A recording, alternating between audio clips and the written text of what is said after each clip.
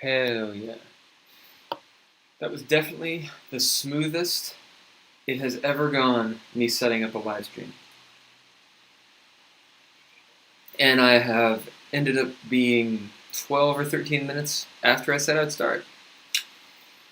Oh well. Right, so today we're going to be talking again.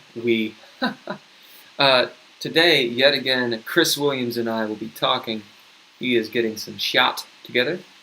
And it's taken us a little bit of time to set everything up. Instead of live streaming that part and then me having to go back and edit it out, the 15 minutes of us dorking around with lights and technology, we just decided to actually get started up first and then start the live stream. We're using Zoom as opposed to Google Meet, and that's because the way some of the technology, the hardware that we have works, it doesn't recognize Zoom. I think the problem is because it doesn't recognize Google Meet. And I think the reason it doesn't recognize Google Meet is because it is actually secure or moderately secure. And I could go into a little bit of that kind of encryption style technology, but I don't exactly know what specific one Google Meet is using. So I don't want to sound totally like a dumbass. Ergo, I'm not going to do that. Zoom, from what I understand, is not secure at all. And I've been told, at least, that there might be a whole, maybe they mine your information. I don't know. If they mine this information, though, that's okay. I'm literally fucking making it public. So, what have you. Also, everybody knows Zoom, and it's unfortunate they've gotten some bad press as of late because the program is highly usable and it's kind of ubiquitous. Strangely enough, I heard about Zoom about a year ago. I was doing some online teaching, and that was the program that I guess the company used, and no one knew about it. And then boom, like a few months later, everybody knows about it. Zoom calls all over the place. That might have something to do with 2020 happening. So here's Chris. Yeah, I'm just doing an introduction. Oh, okay. I was going to say, you got started? Cool. No, not really. I figured you weren't talking to me. I'm talking to you. Where were you? Right, so Chris, do you want to introduce yourself again just for the beginning of the video? I'm nobody. Yeah. You're somebody to somebody. Am I, though? Yeah. Everybody, somebody to somebody. I'm Chris. I live here in Lexington. I'm a plumber. He's a plumber. Huh? He's a plumber.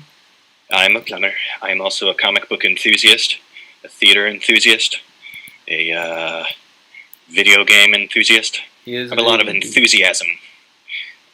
Yeah. Lots of enthusement. Enthused. I mean... Taking a video, doing a video, while you're doing a video. Live streaming. We're live video streaming. Of the video? We're live streaming now.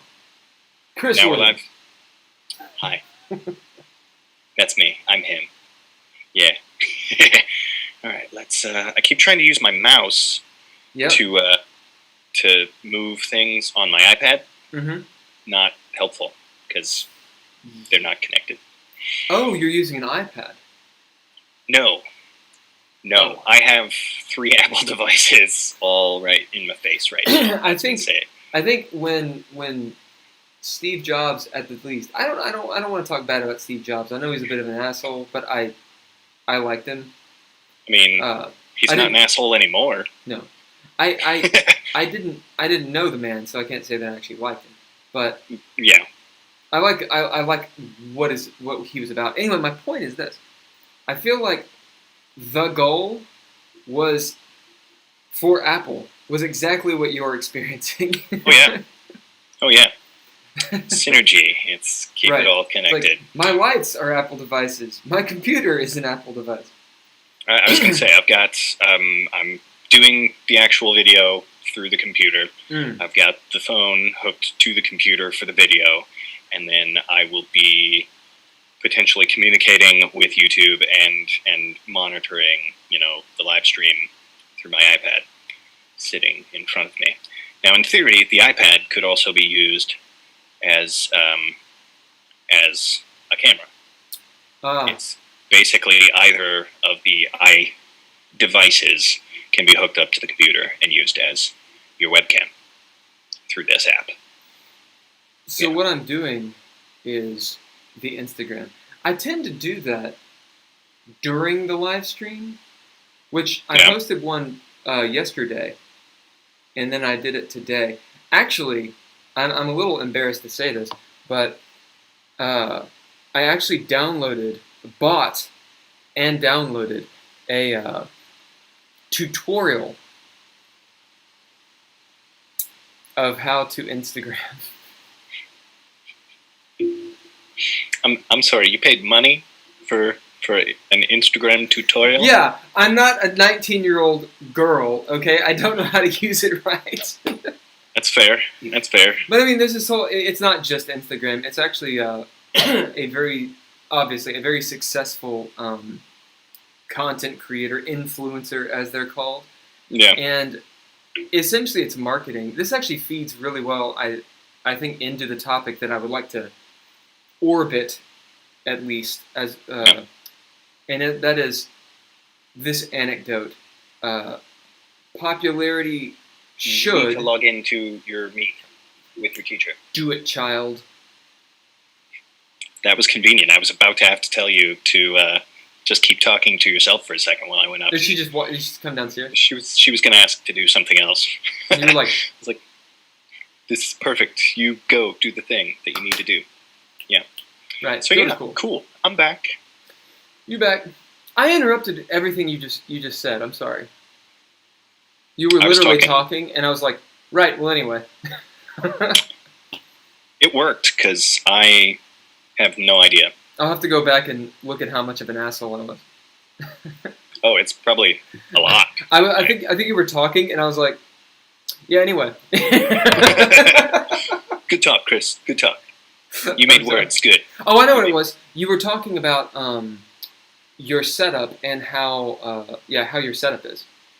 And the Apple devices and the iPad and all that stuff. I think I mainly got through all that. Basically, it's that the iPhone is connected to the computer that I'm sitting in front of, and that's how I'm looking at you. You're looking through the iPhone. No. I was going to say, the screen of the iPhone is facing away from me so that I can get the main camera facing at me. Okay. And then... Oh! Elite. Oh, hell yeah. That's another Kentucky thing if you're not from Kentucky. A late one. It's real good. So yeah, the phone is connected to the computer. The computer is basically just a big screen that if for some reason I wanted to look something up or do all that, the computer's not even. It's not even. When it comes to your streaming, correct me if I'm wrong. Mm-hmm. Your computer has nothing to do with it. You're using your phone as a camera. And then you're viewing yourself on an iPad? Yes and no. Okay, so the phone is connected to the computer. So the computer is running the meeting that we have. Oh, okay. But it is recognizing the phone as the camera. Okay. So that utilizes the better camera of the iPhone rather than the 10-year-old webcam cam of my iMac. Now, how are you watching me? I can both see you in our meeting on the computer because it's there. Yep. And I can also look down at the iPad, which is in front of me, and see our actual YouTube feed. Wow, you have a whole like Matrix style setup. If I could, I was going to say I could in theory. Hold on. Okay, so there you are. Hooked to the computer. Yep. And then it's kind of leaning some, and then the iPad's down here. Oh, that's cool. That's a massive iPad, dude. Yeah, it's the size that they come in. That's great. That's great. Well, my iPad's like an iPad 2, so, it's from like 2000 BC. I was gonna say yours is probably bigger than mine then, because they got thinner after that. It's unfortunate. Anyway, I mean, size doesn't matter. You know this. It's like that's not a problem I ever deal with. What are you talking about? I feel like our discussions tend towards the technology aspect, less because we know technology, because we need to figure it out, and more because we don't know technology. And here's the thing: I've always been interested in technology, but I used to work at a computer store. I used to work at CompUSA, and so during those years, the 2 years or so that I worked at CompUSA, I felt like I knew, quite a bit. Oh, yeah. And so that allowed me to build a knowledge base that now whenever I look at stuff, I have an idea of what, they're talking about, the specs of, the new Xboxes that are coming out, and, yada, yada, yada. You can look at specs, and I'm like, okay, that is a thing that does a thing that I know about, but they've been upgrading for so many years now so quickly that I don't actually know what that means in reference to, will that run this lightning fast? Will it change anything about, will my older thing run it just as quickly or not noticeably different? Like, what is the difference? Right. Because when I was working at CompUSA, I think the biggest, a 2 gigabyte USB flash drive was like as big as you could get. Oh, yeah. And it was expensive, and it was ridiculous. That was the technology. And 2 gigs of RAM was like, woo, you're going to be flying. Now, 8 gigs of RAM is like bare minimum. I think 4 is if you're getting an entry-level $100, computer. Yeah, but that would be ridiculous in 2007. 13 years ago. Oh yeah. Ow. Sorry. Yeah. So I mean, I just bought a USB stick, USB thumb drive, flash drive. I don't really know. Let me ask you this: how much did it cost? $20. $20? Maybe $25. Okay. And where did you get it? I got it offline. I got it on Amazon. On Amazon, $25. I'm gonna guess either 16 or 32 gigabytes. It was 128. See, like that's the thing. It was ridiculous. Well, back in the day when hard drive space was becoming cheap or becoming affordable. Correct me if I'm wrong. The calculation that I did was actually I think the same thing that you just did. Basically, it's every dollar is a gigabyte. Dollar per gig. Yeah. And that is not the case anymore. Because now you can get like 128 gigs on a little thumbstick, but the question is it USB 2 or 3 or C? All that matters. Or is it 3 or 3.1? Is it a lightning connector? Right. Because the thing is, like, if you can get a bag, like literally a bag of USBs for like 32 gigs, like 10 of them, for like $30. Yep. But they're all USB 2. And that means so you're it's not gonna like have transfer speed. Yeah, the transfer speed is ridiculously slower than 3.0, and 3.1 apparently is way fucking faster. And I want to say, I was going to say the USB-C that I recently saw. Apparently, those transfer at like 40 gigs per second. It's amazing. So that's you can almost run stupid fast. It's like a hard drive. It's obviously not as fast as a hard drive, I would assume, But well, it depends on the connection because like I said, 40 gigs per second. That's really fast if you're looking at an external. But like you're saying, if you're looking at a hard drive that's connected through, I think SATA, or I think there's even like 3 or 4 more faster connections that are usually inside the computer that can go even faster. And that's not even if that's before you're talking about whether or not it's an actual hard drive that, a disk drive or a solid state drive. Yeah. Like it's computers. One of the reasons why I like Mac so much, because while the optimization is less, it's less you have to worry about. Right. You buy the machine and then you replace it whenever you need a new one. Well, that's the thing. Macs are expensive, but at the same time, really, they're not so bad anymore. Like, I'm using a MacBook Air, which is why the video is probably choppy a little bit right now on your end. Yeah. But realistically, it's not that expensive because you can use this computer for like 10 years. Exactly. And it's reliable for 10 years. This Mac that I'm using, I got in 2010. Yeah. And it's still totally fine.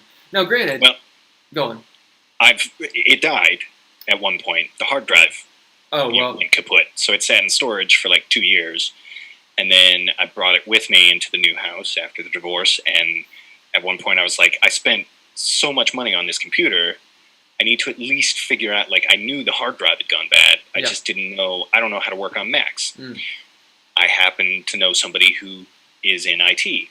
And so I was like, hey, do you know how to work on Macs? And he said, yeah. It's like, cool. I feel like the first time I went over to your place and you showed me that Mac, it wasn't working. Mm-hmm. Probably. Yeah. It just sat here for a little while until I could finally get him over here to do something. Right. Well, that's exactly my point. Is a hard drive failing, that's one thing, but that's not that big of a deal, unless it's like in your fucking phone, right? Yeah. But like a PC that's that old, I'll say I have a I don't know, it might be a Lenovo. I actually just brought it over. I can go look really quick. But I have a computer. Let me go fucking look. Hold on. I gotta get coffee anyway. Okay. I get coffee anyway. Entertain all the people that are watching. Entertain all the people. Yeah. The people. Let's see, there's 2 watching. Are me and you are probably the only 2 watching. Yeah, we're probably the ones watching. Nice. Well, then I'll talk to myself for a second. Yeah. This will be fun. I haven't had a good sit down with myself in, a little while. I don't know. I'm going to end up rambling just this whole time. The dog's, freaking out a little bit. She came to see me. Yeah. So basically, this has been fun. This is the second time that me and Will are live streaming. And I've got both of the kids upstairs in their online schooling. And that's going well. I guess they're in their second full week and, third week altogether. It's going surprisingly well. Talk a little bit about how that's been, because, if you don't... Lots of people are dealing with it. Yeah. So basically for us, I mean, I don't... They were with their mom last week, so I don't really know how it went, specifically for her, but she's also a teacher. And so, for the most part, I think they kind of got the idea of what they were doing at my house the half week before, and then went to her house, and, she'd get them set up in the morning, and then do her thing, actually teaching her class, the rest of the day. Just occasionally she would need to check in with them, I guess. But, yeah. So generally speaking, it's going really well. Anthony seems to be bored. He's in 5th grade, a fair amount. We were talking earlier that he's in gifted and talented. So really? The gifted and talented stuff. That's not surprising. That kid is fucking smart. Right? Yeah, well, how old is he? He's like 10? There's no specials for today? No special. What special is today? I need you to speak up so I can hear you. Okay, I thought that's what you asked. Hey, I'm going to go and deal with that real quick. Go deal with the thing. You know, do the thing. Right, so I'll talk about my technology. We will eventually get around to the topic, which is about popularity. But actually, it's popularity as pertaining to social media and what's called, which you may know, the gig economy, or the Internet of Things, which has given rise to the gig economy. So technology kind of makes sense to talk about. Also, sorry if these things are a little bit loud. I have yet to get it to the point where like I don't yet have the audio software to where like it has like a limiter or something so that the sound doesn't peak. I don't know, maybe OBS can do that. I need to do a freaking tutorial on it, and I just haven't done it. Because I'm a dude and I don't read directions. Anyway, so this computer, it's an HP Hewlett-Packard. It's an HP ProBook, and the hard drive is totally fact. Totally doesn't work. This thing, it's a ProBook 4525S, if you're interested in knowing. Heavy. Cool keyboard, you got a full-size keyboard on that gotch. One of the cool things about this thing, when it actually works, is that the keyboard is such, the sort of, let me angle this around. The keyboard is such to where it almost has a drink protector built into it. So, you know, like if you accidentally spill something on your Mac or your normal PC, like a laptop, you're screwed because, you know, it shorts out the keyboard because the liquid gets underneath the keys and into the circuit board. This thing, it doesn't do that. It actually has this, I mean, you can't submerge it in water, but it has a spill-proof keyboard, which I thought was pretty cool. Trackpad, all that good shit. I've opened it up and messed around with it several times. The, whatchamacallit, peripheral device, I think this would be considered. Webcam. It has a DVD player. Just to give you an idea of when this was made. Looks like it has some sort of telephone thing. USBs, probably USB 2, HDMI, Ethernet. I think it's PCI. It's the old school serial connector for like monitors and stuff. I don't think that's PCI. Hey Chris, you worked at, well, when he gets back on, we'll ask him. Hey man, you worked at CompUSA. Yeah. What is the serial adapter for the monitors, the old school thing? What is that called? VGA. VGA. Yeah. Okay. Yeah, and the bigger one that looks similar but it's white, longer, DVI. Oh, okay. Yeah, DVI was a little bit better quality, and it was shortly after that they moved on to, and it was also slightly better than composite, I think. Composite and I don't know. And DVI, I feel like were similar. I just remember these serial adapters were for monitors. Yeah. So I was talking about this laptop. It's a HP ProBook. It's got a DVD drive on it. Oh yeah. So it's got 2 USBs. It looks like some sort of a telephone adapter.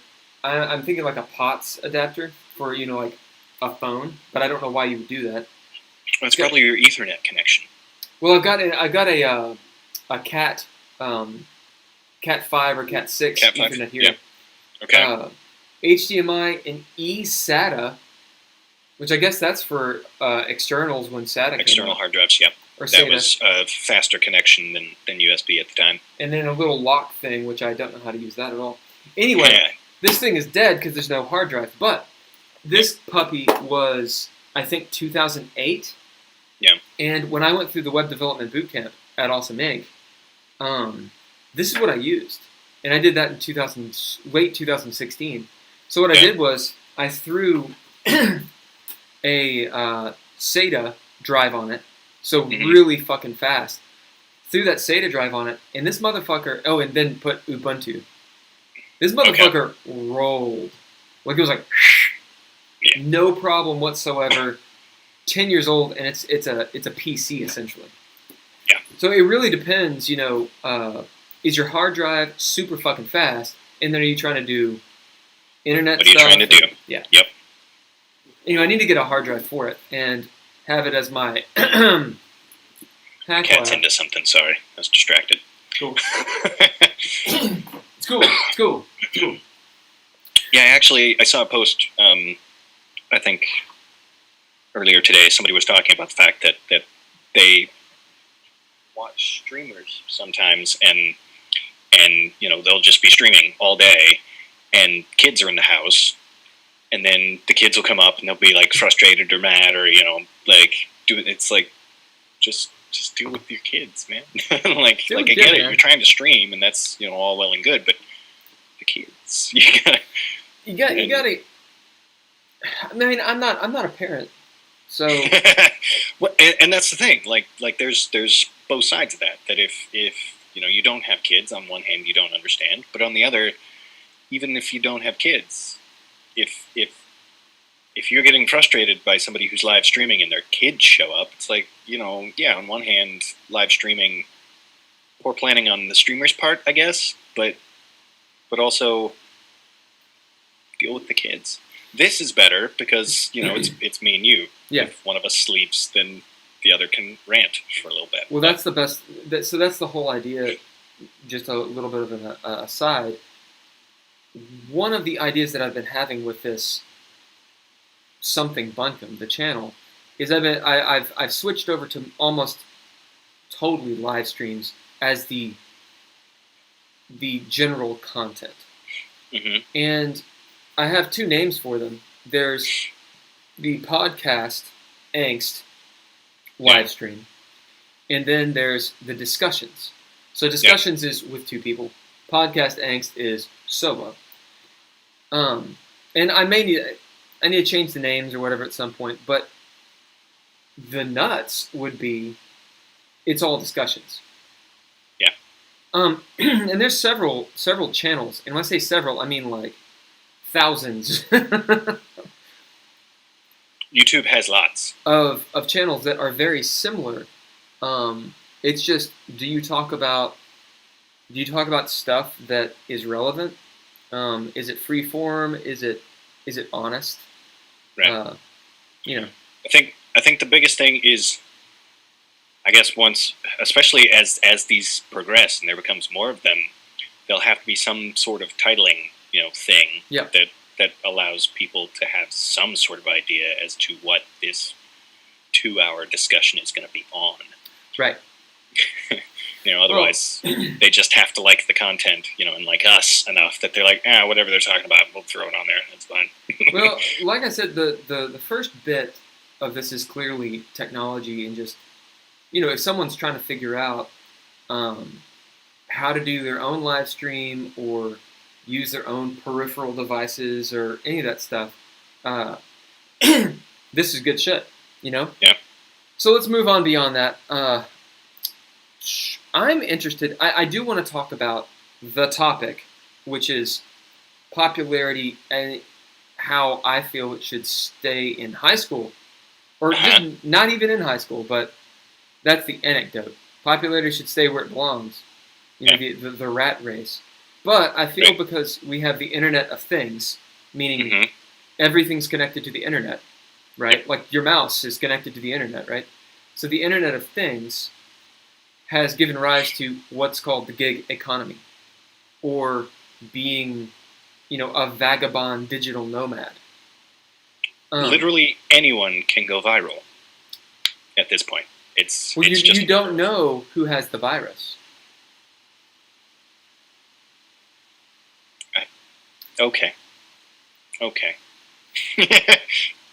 I guess touche, Will. I guess. That's... Come on! I'll be here for another hour and a half. I'll be here for a little bit longer. And then tomorrow. Oh, nice. But yeah, no. Do you know Melissa Ratliff? I was going to say, I know Daniel Radcliffe.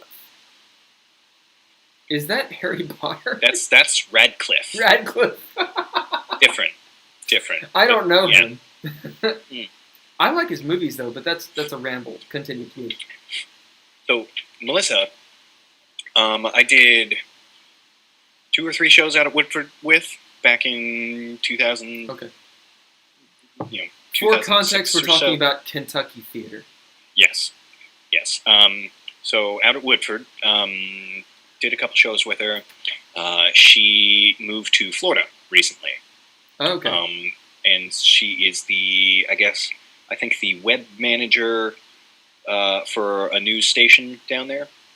And so here recently, I've seen on Facebook, she posts a lot of stuff, that she has started a TikTok channel, and she does a lot of history stuff and just random stuff. And I've kind of been keeping up with her, and she just the other day saw that one, she reached out to one of her favorite podcast hosts about getting him on and doing a discussion. Getting him on, huh? And he responded and said yes. So that happened. And then all of a sudden her TikTok just blew up, slightly before that. And she's got, I think 2,000 followers on there now. Wow. And so basically I've seen a couple posts here lately of her just being like, what happened?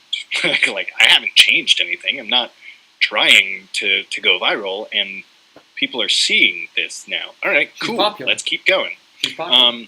Why not take that? Yeah, and so it's just interesting to see, like you said, the internet of things and the internet continuing to be a thing. I don't know. It's kind of terrifying. Do you think it's terrifying? Yes. I personally am very comfortable in my little bubble, in my space.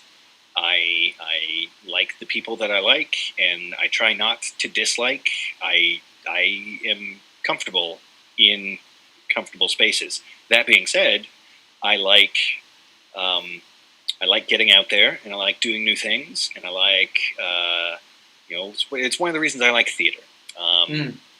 A drama teacher that I know, I don't think he's teaching drama anymore, Jason Meenick. I don't know if you know him. The name's familiar, but the I'm drama so new teacher to the game, at Tate's Creek for a while and has done other things. But okay. Either way, a saying that I believe I heard from him, and he probably got it from somebody else, was that the theater is a safe space to try unsafe things. Okay. Basically, the notion that you should feel comfortable within that space to try things that otherwise would probably make you uncomfortable. Acting as if you're in love, acting as if you are evil, acting. The whole acting thing. And so I think that is one of the things that draws me to theater, is that notion of getting out of my comfort zone without getting out of my comfort zone. Because fake it till you make it has really been a big piece of me on the whole. I go into a situation that I don't know, and I'm going to sit back. I'm gonna take in as much as I can before I even try to really interact with anybody, unless someone comes to me and interacts with me.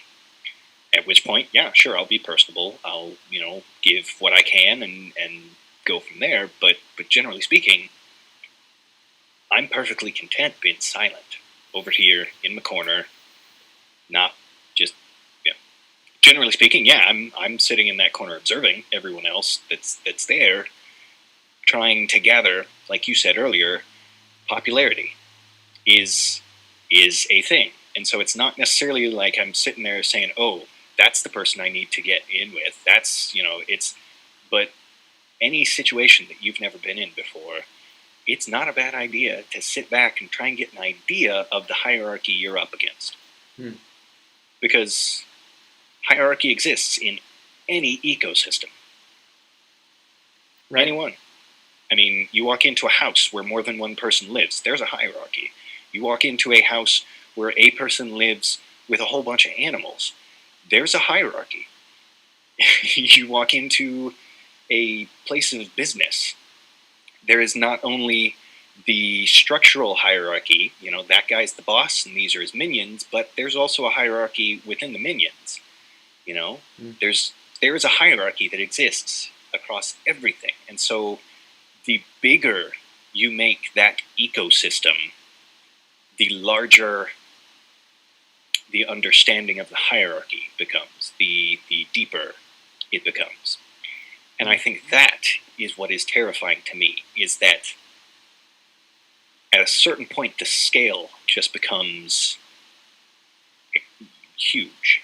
And is just, my brain starts to shut down because there's so many variables I don't know. Have you ever taken the Myers-Briggs? I believe I did whenever I was in high school, maybe shortly after. It's probably been a while since I've taken that. And I have also heard that that's all, fake now? It's not fake. It's just not reliable to... Scientifically, reliable. Yeah, I mean, well, people were starting to use it as a method to vet employees or potential employees. And it was starting to decide, real world problems, like the solutions. And the thing is there's actually I don't know how scientific this is, but there's actually a study that compares the Myers-Briggs test to the Pottermore test. I'm not familiar with the Pottermore test. Oh, Pottermore, if you're not, I suggest you go to pottermore.com or whatever the fuck it is. Go to harrypotter.com, and you probably already know what it is. Oh, okay. It's one of those tests. Yeah, well, it tells you what house you're in Hogwarts. Yeah. And apparently, whatever house... That's more accurate? No, it's the same accuracy. Oh, okay. And they correlate. They correlate. Thank you, that's the word I'm looking for. Okay. But so long as you're not using that to vet your future, girlfriend or boyfriend or something. Yeah.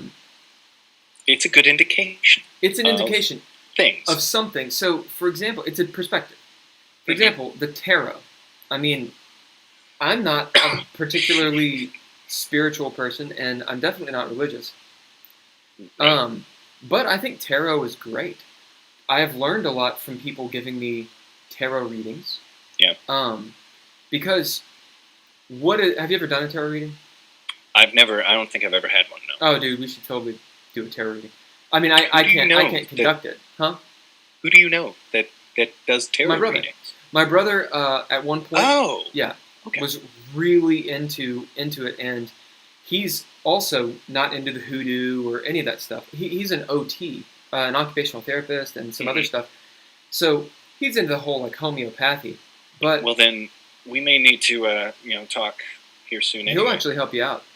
Yeah, he does all that massage therapy and all that stuff. But he approaches all that incredibly scientifically. He's like, look, a lot of people will tell you this is about energy. I don't think that's it. This is the way that I think it works, and here are the results you're actually going to get.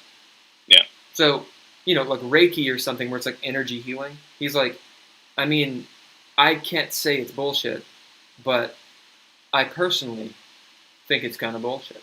Right? Well, yeah. Anyway, I don't want to put words in his mouth, but right. My point about tarot is essentially what happens is you get a deck of cards that has cool art on it. There's a whole situation that can arise. You can have atmospheric stuff. You can just do it on a bus trip. It doesn't matter. Yeah. But basically what happens is if you're the one getting your tarot read, as in if someone is reading your tarot, then what your job is to think of a question that pertains to your life. Yeah. And you want this to be a fairly specific question. From there, you then have the tarot, whatever pattern they lay out, and then the person reads because the person doesn't know your question. It's kind of like making a birthday wish, okay? Okay. So the person then goes down, like the Celtic cross. It's a certain pattern, and each depending on where the card is, and depending what card it is, and how it's placed, how it is revealed, the person knows what the cards generally mean. Yeah. And then you apply that however you want to your question. So what happens is you are essentially meditating on your question, but it's a guided meditation. The person's like, think on what you need a question you have. Okay, maybe the question is, should I buy this house or not? Whatever. Yeah. And then you have this guided meditation, which is completely in your mind. But the person says, okay, well, you need to be careful. This card is all about weighing your options. Yeah. Then the next card might be about, you've come through a lot and of the hero's journey, because the tarot is essentially about the hero's journey. Yeah. And now there's a revelation. And all you're doing is thinking about these kinds of things and applying it to yourself in a very focused, meditative state. You're just getting a perspective on your question. Yeah. And there's no hoodoo, there's no fucking magic about it, in my opinion. It's a way of thinking in a different perspective about your problems. Exactly. And I think that's cool as shit. No, that is pretty cool. I like that. That's the same idea of meditation. Be still for 10 minutes. But you could, as long as you can keep the lights on, you could use the projector. Or your switch is here. Your switch. This kid want to play video games? I think he's done with school, so he's like, can I borrow your iPad? No. Nope. I don't have enough technology sitting in front of me, son. All of the. Yes, I have all of the. Oh, we already talked about that, yeah. Now, one thing, just as an aside, I keep on making asides. Zoom seems to work pretty well for the technology you have. However, because I'm now I have Zoom open, I have OBS open, and I have YouTube streaming open. Okay. It might be taxing the resources. Down. And so that actually might be... So what I'm viewing on OBS is a slight lag between your voice and your video. And it's like maybe 2 seconds, 1.5 seconds. Oh, wow. So... Is that happening through the YouTube? I don't know. Well, it's hard to know because YouTube is 10 seconds behind. Right. I'll let you decide that real quick. I was going to say I'm going to watch you talk for a second. Oh, okay. You're still discussing tarot. Yeah, for me it's probably fine. The question is what happened with your video. Oh, yeah, no. Yeah, is it lagged?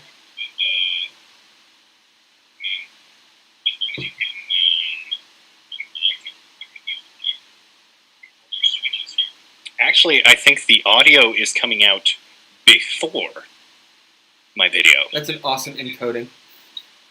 That is weird. Yeah, I've turned off everything on my system save for just those things, but and I think it's just because Zoom is so resource intensive. Yeah.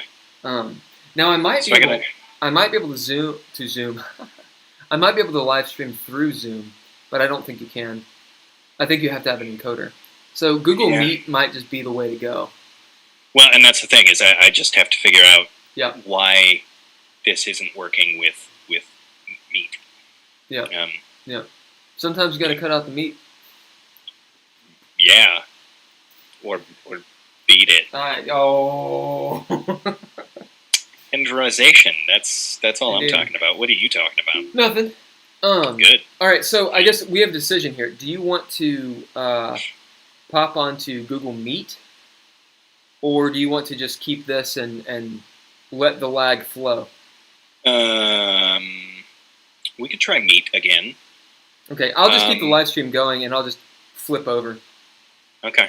Okay, so that sounds good. Yeah, I will see you on Google Meet. I'll send you a link.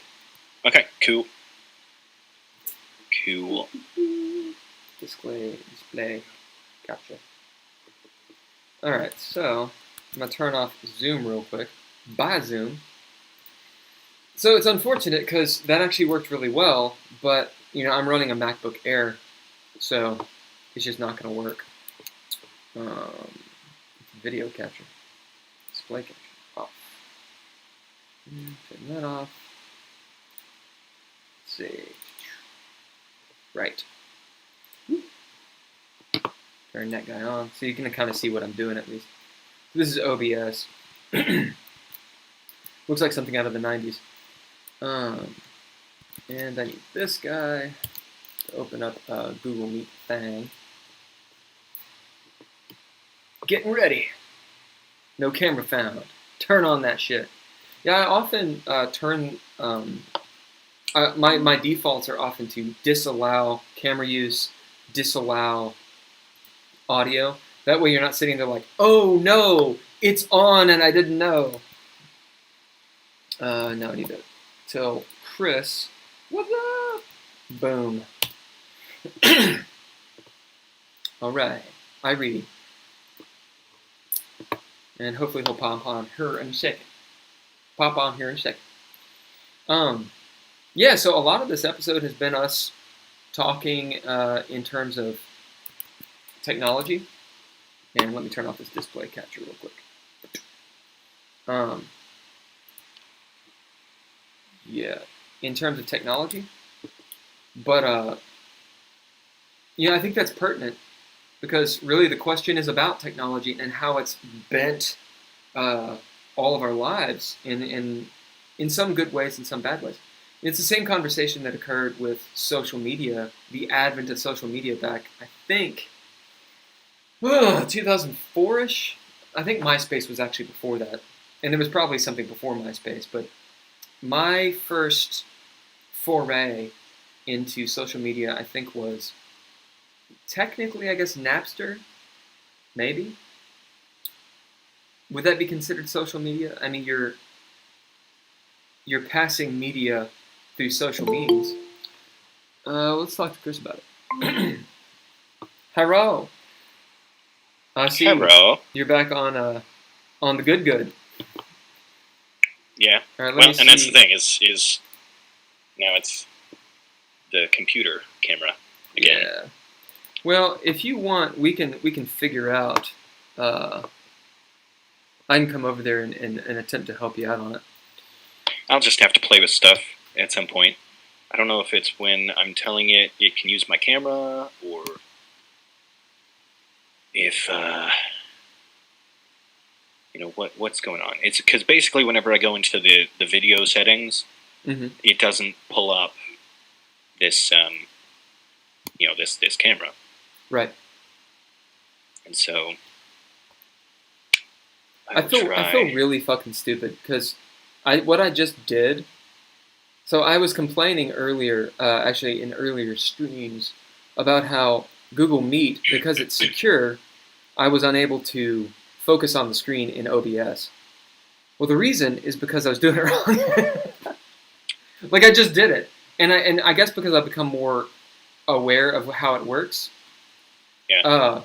But yeah, I totally know how to do it now. Essentially, what you have to do, OBS gives you several ways of capturing screens. And what I was doing was attempting to capture a URL, which won't work because OBS doesn't have the invite link, essentially. So Google Meet is like, get out of here. Well, all I did was just capture the window instead. Nice. Yeah, I'm silly. Nice. I'm trying to think. Is there... There's not really anything I can do about that right now. Yeah. Yeah. It's, Let's see. Hmm. Okay. Yeah. All right, let's pop that up. That should be good. Actually, no, I'm just doing a display capture apparently. Oh, whatever. No, it's still window. It's still window. I know why it didn't work. Over here. Yeah, I was gonna say the other thing you could do is pin me, but that would make it to where it couldn't see you. Right. I guess. Yeah. And then they just have to look at my pretty face. Yeah. I'm just trying to make sure. It's so strange doing the whole like YouTube thing because as you switch, you have to wait that 8 seconds to see if it actually worked or not. Oh, that's frustrating. That's kind of what I was looking at as well. I finally just showed up. Yeah, yeah. You will flip back and forth because I was attempting to see if it worked. And messing with stuff. Right now, I'm trying to make sure that you don't go back to the YouTube. I think we're good. I think we're good. You think so? I think so. Okay. I don't believe you. Yeah. You know, I wonder. I guess I have to be on the stream. It'd be cool if I could like close it down, but I can't. That's unfortunate. You can't close down you? Like I have to be watching my own stream. Oh. I mean, it makes sense, I guess, but it would be really cool if I didn't have to, because it'd be less resources. Right. I'll pop out that chat real quick. Right. Not that it matters on the chat, because no one's chatting with us. Right.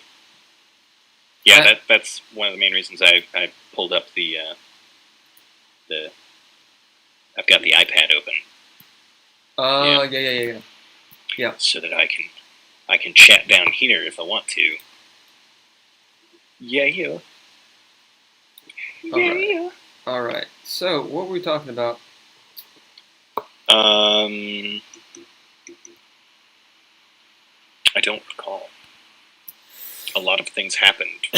I want to say what we were talking about was, or what I was just now talking about was social media and the advent thereof. Essentially, the conversation that occurred when everyone got on social media, how it started changing society. That really is the conversation. Like, we're just in a certain time when the gig economy, when remote work, essentially live streaming, being on. Would you consider live streaming social media? Or is that something else? Live streaming, I don't see why not. I mean, they're all. I mean, like, yeah, because I mean, YouTube is social media. Is it though? I mean, you're. Yeah, I think so. There's such an intermix. So, for example, and this. Okay, so let's go with that. My first experience with social media, I was going to say was MySpace, because I was in college, actually just out of college, in like 2002, 2003, and MySpace was going pretty hard. But then I thought, actually, the first time that I had, like, apart from BBS's, bulletin board systems, way back when, in the 90s, or IRCs, any of that kind of stuff, like AOL chat rooms. Apart from that, which I wouldn't really consider social media, I would consider those chat rooms. Yeah. The first time that AIM and ICQ, I think were the two. America Online Instant Messenger, is that AIM? Yep. Yeah. Yep. And ICQ, I don't know what that actually ever stood for. Internet ICQ. Oh no, ICQ. ICQ is it's an acronym, but it's like ICQ. Although I do actually think.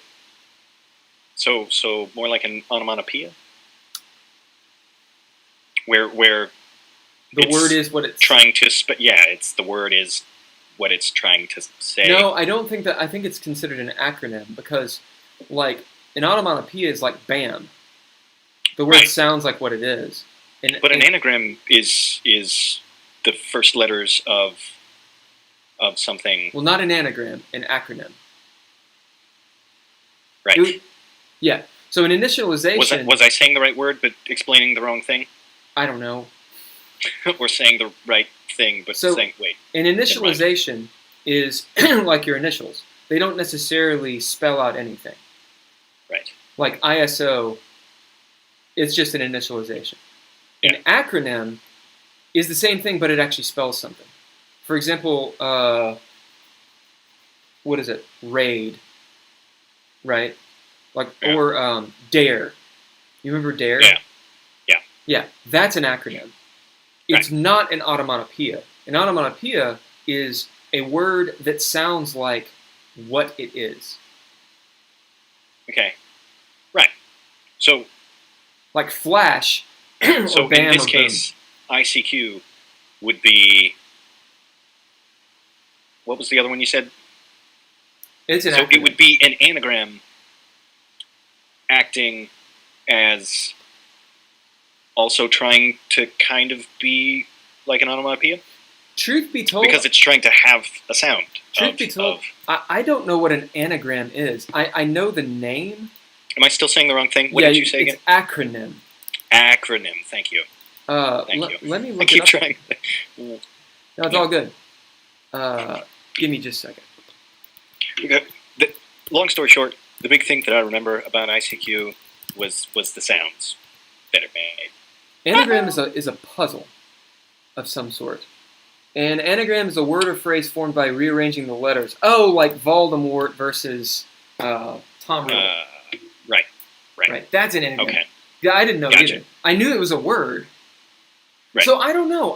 ICQ, I think it's just one of those. It's like a late one or a late one. Oh, yeah. I think that's what it is. Okay. I think it's just sort of a cheeky thing, but I could be fucking wrong. There was a thing called IRC, which is Internet Relay Chat. Yeah. And there were a whole bunch of IRCs, which essentially, if you wanted to get shit off of the World Wide Web or cyberspace, then you would use IRCs and actually be able to get that shit. Then there was Napster. And Napster was the very first time that I got the feeling that I also got with MySpace. And that was my point. Okay. So you feel like Napster may have been like the first social I do. media. Because while you could not chat with text, at least I don't think you could, you were sharing media with people. And you would know the usernames. You'd be like, oh yeah, that person is really good for content. Okay. Now it's different than having an internet personality, for sure. But that's the first time I felt like, oh yeah, I'm connecting with people across the globe. There's a mask of, they have an avatar or a screen name. I don't know who that person is in the flesh, but they have like an entity online. I see that. Okay. The problem I have with that is that I feel the word media, I think, is what you're attaching to, and it's variation on medium, which is the art form that you're using, and so yes, I think technically speaking, yeah, that's right. It was social media. You were socially sharing media through multiple mediums. But I feel like that. I mean, were you on MySpace? On MySpace. Were you? At that point, at least. Yeah, no, I was. We're probably all still on MySpace, honestly. In fairness, the servers aren't still up. I mean, they tried to come back a few years ago. I don't know. I have no idea. I mean, there may be archived stuff, and quite frankly, yeah, the internet doesn't go away. The internet exists forever. I have no idea how to access my stuff, and I don't really want to. Right. I feel like it's just a testament to whatever was going on. I did read some of the old blog posts that I wrote, and they were like super vague booking. Like one of them was this chick had dumped me. What's that? Yes. Thank you. This chick had dumped me over at the Dame, which was a music venue. I'm telling the people now, a music venue back in the day in Kentucky. And did you ever go to the Dame? I used to love the Dame. Oh yeah. But I would wait until what? Right. 2 a.m. Whenever the thing the dance party. They would stop charging a cover. The live band was done, and they'd start playing 80s music. Well, that's what you did. You'd hit up Buster's, which was right Right Buster's next door. was like a garage. Oh, I loved Buster's.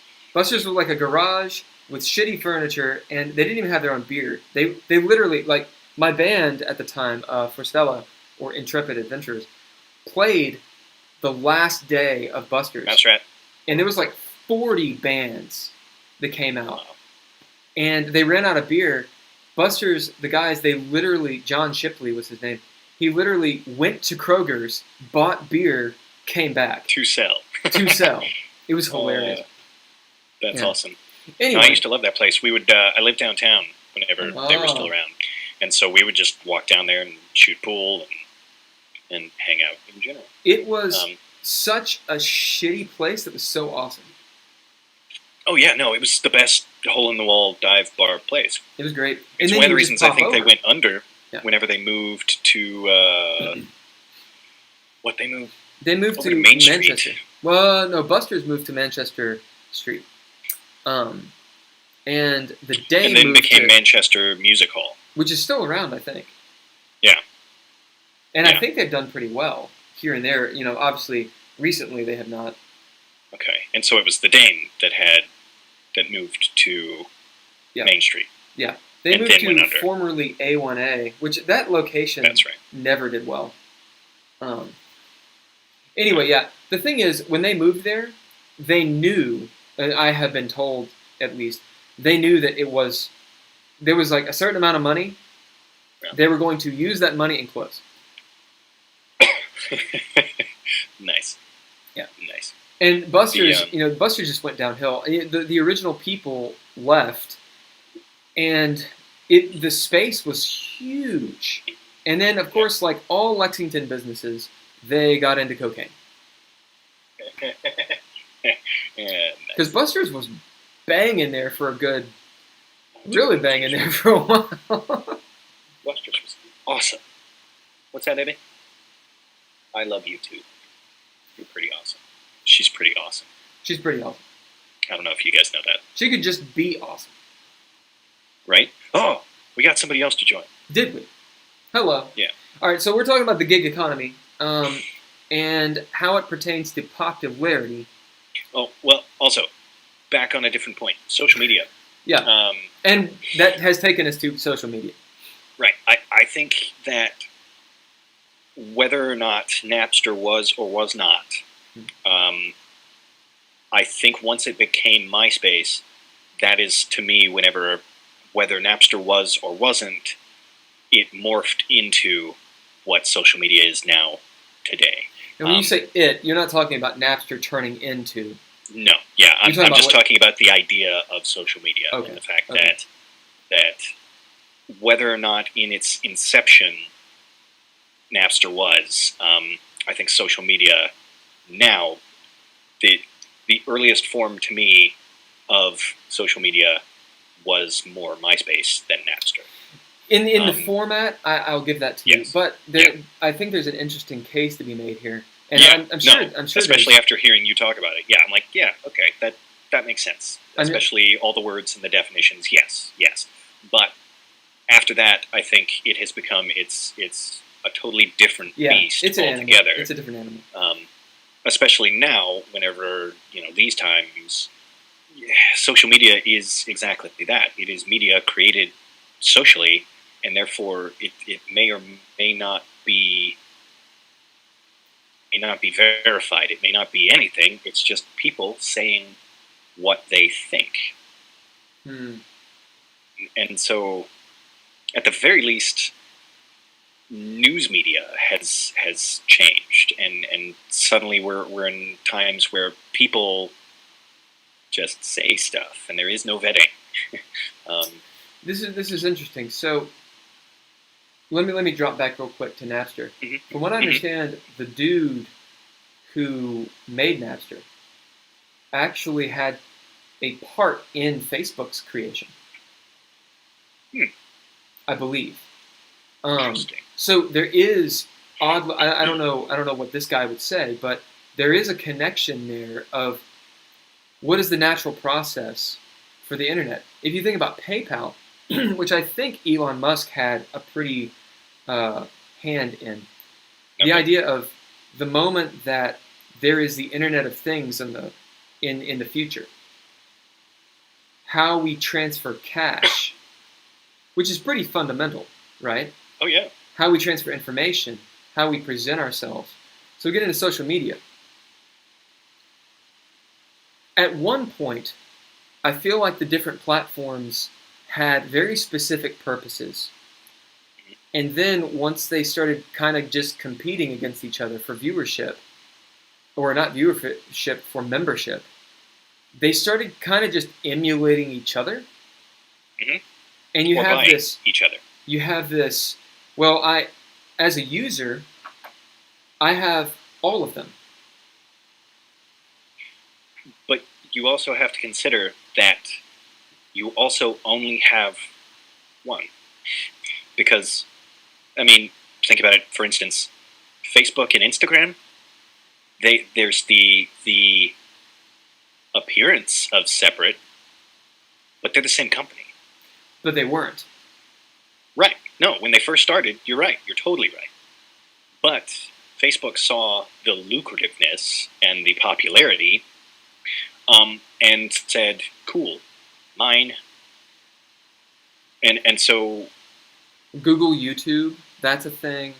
And so the more and more it progresses, the more and more there is an appearance of separateness that really doesn't actually exist.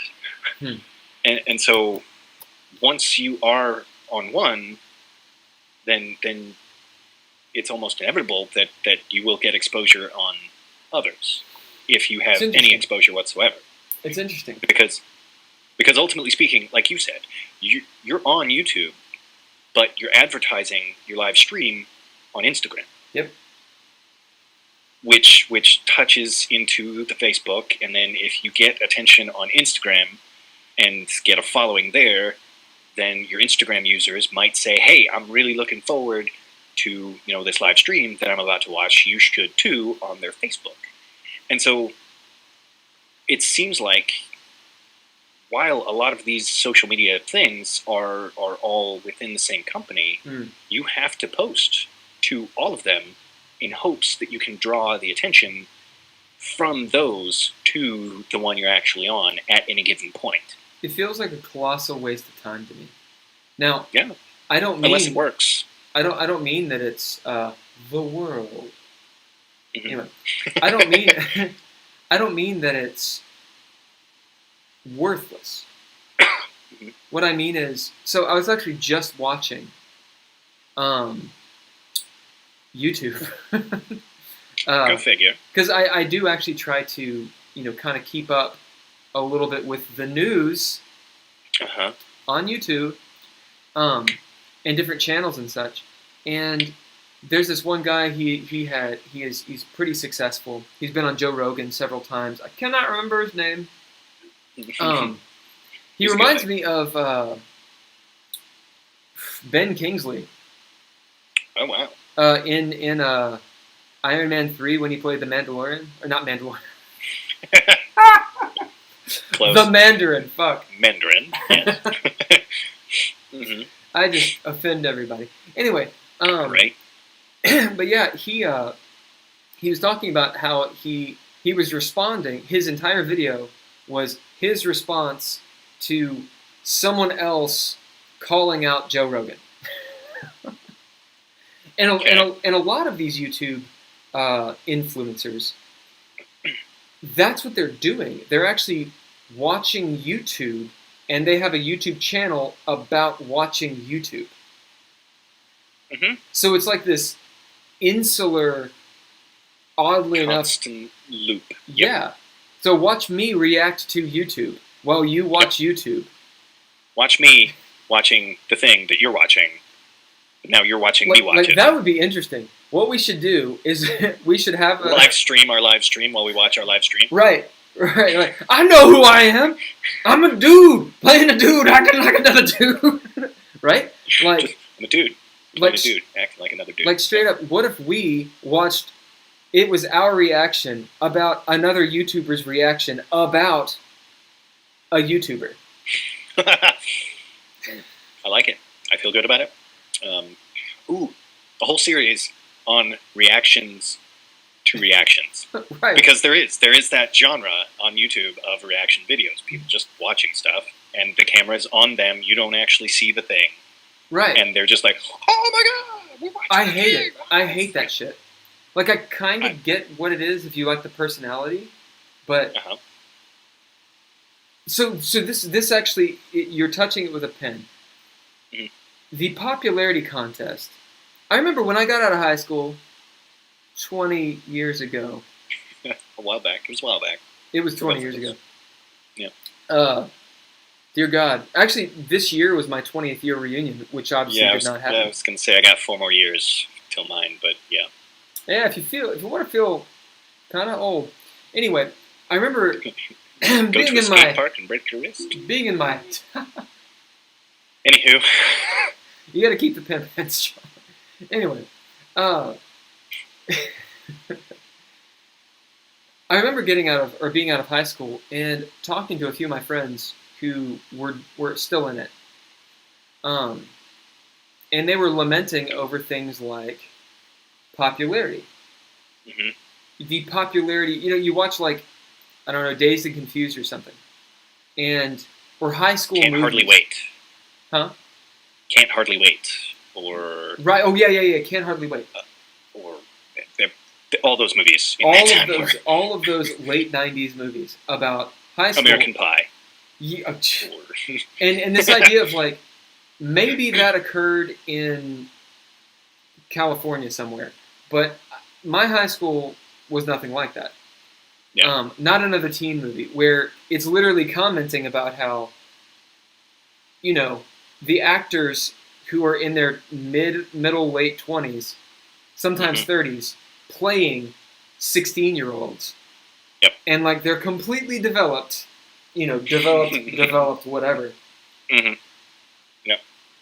It's like, no, that's this society of man, it really fucking matters. What was it? Was it Cool Guy? It wasn't Cool Guy. There was the McLovin thing with Jonah Hill and a few others. Super bad. And then there was the one where like the really scrawny kid, like he's thrown in jail because he accidentally like shows his shit, and then like the gangbanger teaches him how to be cool. It's like New Cool Guy or something. He's like, have you ever had your member right-angled? DJ Qualls. DJ Qualls is his name. And he gives him the crazy eye. He's like, he played the awkward guy. That kind of stuff. Yeah. Anyway. Well, because he played, the awkward guy in... everything. All of those movies. Road Trip and all of those. Yeah, that is... And I just saw him in... they're doing... It's not a reboot. It's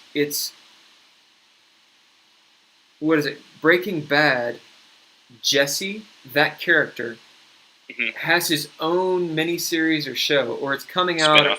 Huh? Spinoff, yeah. And the trailer for it, the guy who played, the cool guy, who's the really geeky guy, he's sitting there talking about Jesse, and he's been interrogated by police, and he looks exactly the same, but just like he's older, obviously. Yeah. But that dude, he looks like a man-child. Yeah. I mean, I'm not trying to diss him. I'll always have that issue as well. I'm not trying to diss him. The motherfucker has been in a lot more things than I have. Yeah. Oh man. Child. But yeah. No. High school popularity was the world. It was one of those things. Mm-hmm. The world. It seems like the world is in high school. Like everything, when you're in high school. So there's this nostalgia, and I use this in the bad sense. There's this nostalgia that in high school it was a certain way, and everything matters. Everything's really big. It matters what people think about you. It matters. And then the reality, though, that you're bombarded with is that you just need to be yourself. And at least that's what I was bombarded with. Be yourself. Be real. Don't be affected. Sticks and stones, will never hurt me style. Sticks and stones may break my bones, but words will never hurt me. Yeah. And I remember talking to my friends who were still in high school, or to people, my employees, when I was managing, who were still kind of in that mindset. And I was like, one of the great things about being out of high school is you realize none of that shit mattered. All of those people who still think it matters can go fuck themselves because it doesn't matter. They're so living in the past and the glory days that just don't fucking matter. And then about 10 years later, it's like, so actually, apparently, it totally matters if you're popular. Apparently it matters. It matters if you're popular to get elected to the presidency. See, I like, rather than popularity, I like the word hierarchy. Because I don't know, it makes it turns it less into a thing that you have any control over. Because ultimately speaking, whether you like it or not, certain people are in power. And until the entire group wants that to change, one person who's not can't change that. They can't. It's as far as I've seen, not really possible. I mean, they can start the movement, they can get things going, but unless a person can build that following and become popular themselves, the hierarchy can't change. And so popularity is a derivative of the hierarchy, as far as I'm concerned. You can't really talk about one without the other, because they're almost interchangeable. That's interesting. Let me get a beer really quick. Okay. I think we have another viewer, so describe what we're talking about, if you will. We might as well do little updates. And where are we now in this conversation?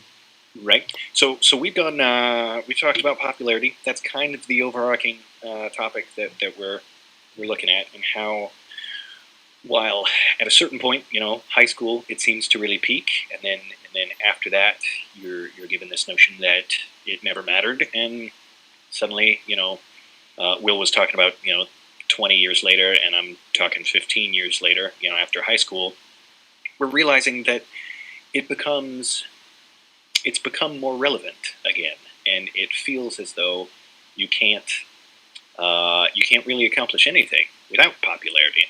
At least in the national, global economy market area thing. So that's basically what we're touching on. A whole lot of things. We really went to the fact that high school was there, how social media has been a big part of that, and that is kind of where all of that leads to. That social media is where you garner your quote-unquote popularity, and move on from there to do whatever it is that you're doing, to create content, to sell stuff, to be an influencer, to be whatever it is. Because ultimately, it's marketing. If the people in power don't think that they can make any money off of you, then what you have to say doesn't matter. And until you can garner a population of people, a following, you're not worth advertising. You're not marketable in that the people who have money can't make more money off of you. That's, to me, one of the biggest things about this whole issue, and I mean, Will haven't really touched on that yet, but when he gets back, I'm sure we will. Because as far as I'm concerned, that's really what it is. It's not popularity as a byproduct of you and your personality. It's popularity in reference to who can make money off of it. Everything's monetized. Everything, if it's not monetized, it's demonetized. If it's not, we live in a society now where if you're not making money doing it, then you have to have enough money to support it until you can potentially make money doing it. I watch a guy on YouTube that does mountain biking things, Burn Peak, his stuff. I don't mountain bike yet, but I'm interested in it. And watching some of his older stuff to now, you can tell that it started as a hobby. It started as something that he just wanted to do. And the more interest was garnered, the more he got sponsorships. The more he got, other stuff. Catching you back up, Will, I brought myself to a thought where it's not necessarily a pale ale Sierra Nevada. Nice. Where it's not necessarily whether or not you yourself are popular. It is, or it is in that once you garner a following, then you start to garner the attention of people who have money. And once people have money, get to looking at you, then they can invest and see that your market, your voice is marketable, and therefore will make them money. Like, for instance, if we ever make any money on YouTube, YouTube's already making money. True. I mean, they're already making money off of us, and eventually, advertising would be where you would get more money. The irony. So, go on. Well, it's just that ultimately speaking, unless someone feels like they can make money off of you, it is less likely that they are willing to invest in you. And to a certain extent, popularity works into that. Because if you don't have that popularity, if you don't have that base following, then you're not a lucrative investment. Right. So, yeah. Yeah. I just realized something awesome, but we don't need to talk about it. It's just great that I just realized it. Cool. Real quick, actually, I'll talk about it real quick. I just realized how to throw a limiter on the audio of OBS. It's very fucking easy.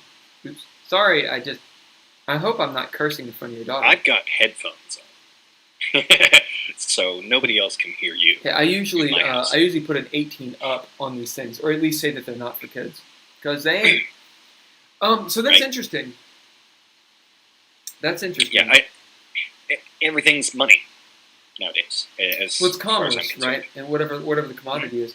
So I guess to talk about just the angst that I feel, because I think popularity contests are fucking bullshit. How often is the popular person better, good, benevolent in any way? As in, just because you're popular, it doesn't mean anything. In terms of, are you a shitbag or not? Right. Or do you have good content or not? Dude, most of the YouTube channels that I've seen that are actually popular, that have, thousands, hundreds of thousands, or even millions of subscribers, are shit. They're shit. Like, the content is not edited. It's not good. It's loud and annoying. It's what's the word? Tropey.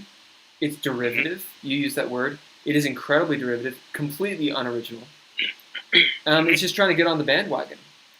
And it's very inauthentic. And yet, people eat it up. And it's insane. The thing is, Go on. Yeah.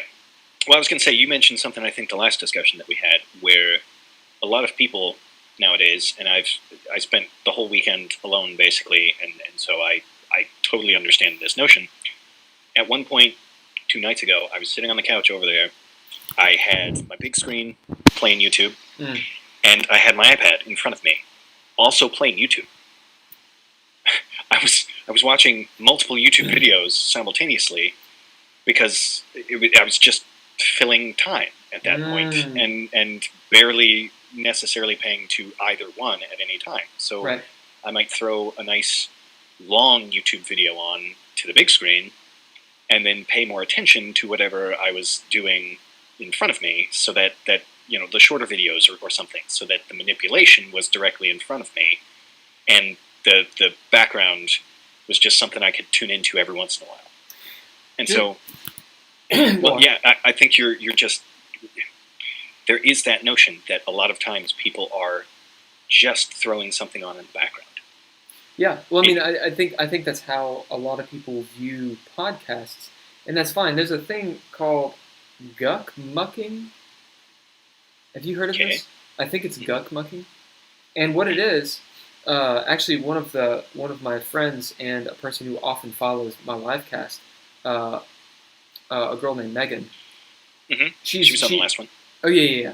Yeah, you met her, or you have met her in our today's world. Right, we're friends. Right. Yeah. Of course. She was talking about it, and what it is I think I got it. It's people live streaming, eating. Mm-hmm. They're just eating. Yep. And the reason that people watch this apparently is so that they don't eat alone. Oh. Okay. And I mean, I won't lie. I think that's fucking pathetic. I mean, it says certain things about you. Do what you want, like fucking stay at home and beat it all the time. I don't give a shit, right? It's fine. Is something maladaptive? Is it good for you? I would prefer people do things that are good, the greater good. Yeah. And for themselves. And I would prefer humans to be forward-thinking. And I would prefer myself to be forward-thinking. At the same time, if you're so lonely, I suppose it's about the same thing as just having the radio on to have noise, to not feel alone. But there's something that gets almost kinky. Mm-hmm. Like, and I'm not dissing the kink community. I know very little about the kink community. I'll say Rule 34, man.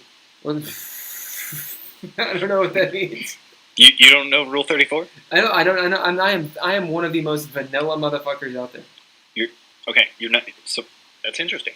Rule 34 is that if it exists, it's on the internet and in a certain genre. Oh.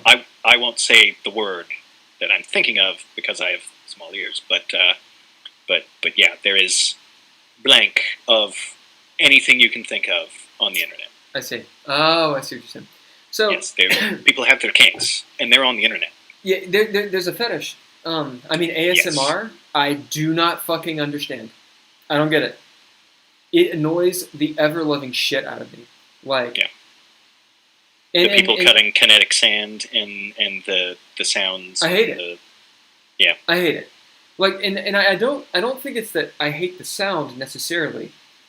I hate the conceit that I perceive. And I mean, I perceive this.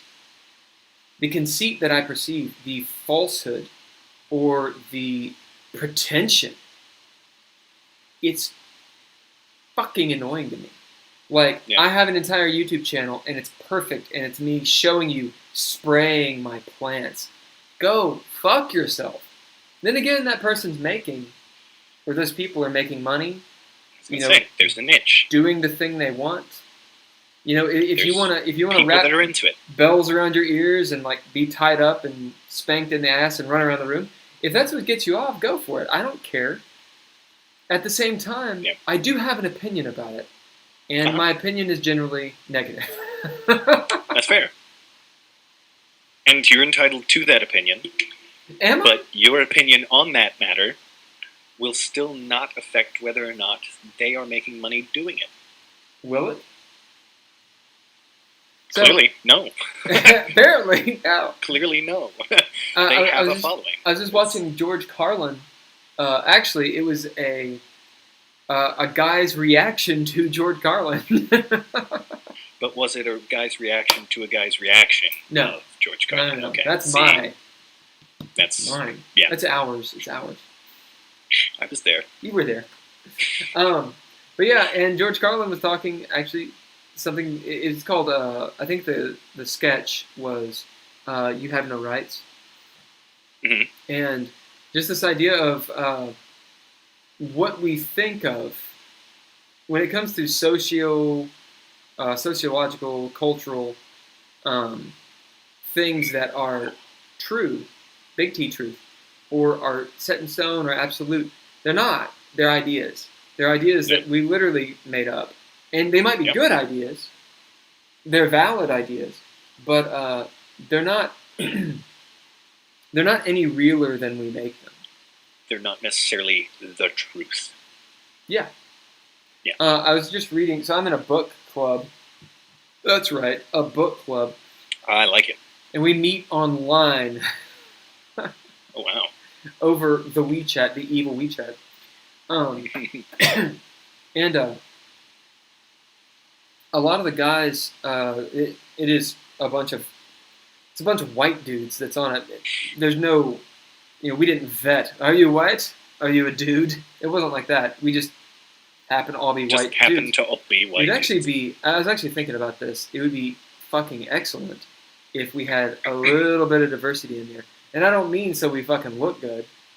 Because we're online, we're not using video. Yeah, exactly. And we're not trying to be popular or anything. It would just be nice to have different perspectives. Perspective is key.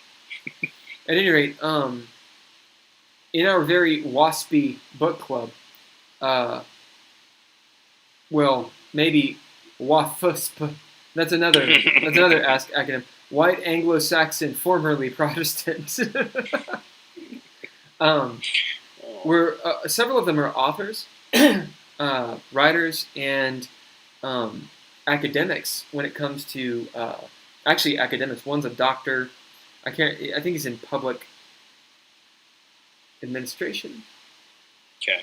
I can't remember it's PA is the name of it. Anyway, policy, something policy. Yeah. Anyway, we're reading right now Jonathan Haidt. And I don't know if you've ever heard of him. I heard the name. I didn't know who it was, though.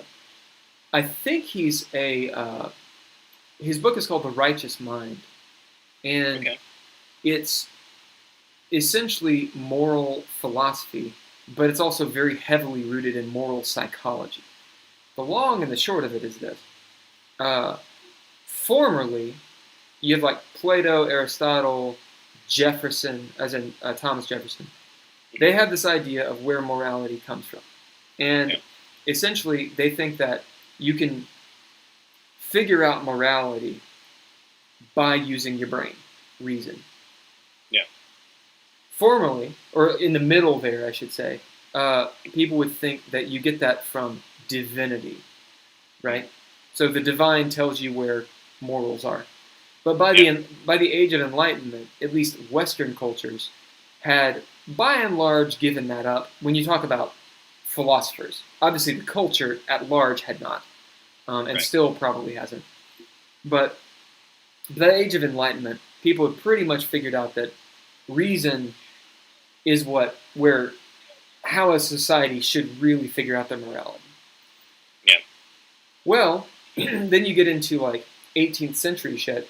A dude named David Hume, who said that's bullshit because the way that we make decisions is not in our reason brain. Yeah, exactly. We reason things out. Hi. We reason things out after the fact. So actually, where we make our decisions, which is, it comes from our emotions. Yeah. So the long and the short of it is this. There's this big kind of back and forth of, does reason come first and then emotion? Do they kind of battle it out? Does emotion come first and then reason? And then where is morality in all of this? And one of the things that Haidt, as I will paraphrase, and I might get this a little bit wrong, but the way that I've understood it, not that I subscribe to it, but just to relay what it's trying to say. You can go to his website and literally read this. But the idea of not what you should do with it, but that morality comes from, there's an emotional, instinctual process. He would call this the elephant. Everyone has an elephant. It's not a horse, it's an elephant.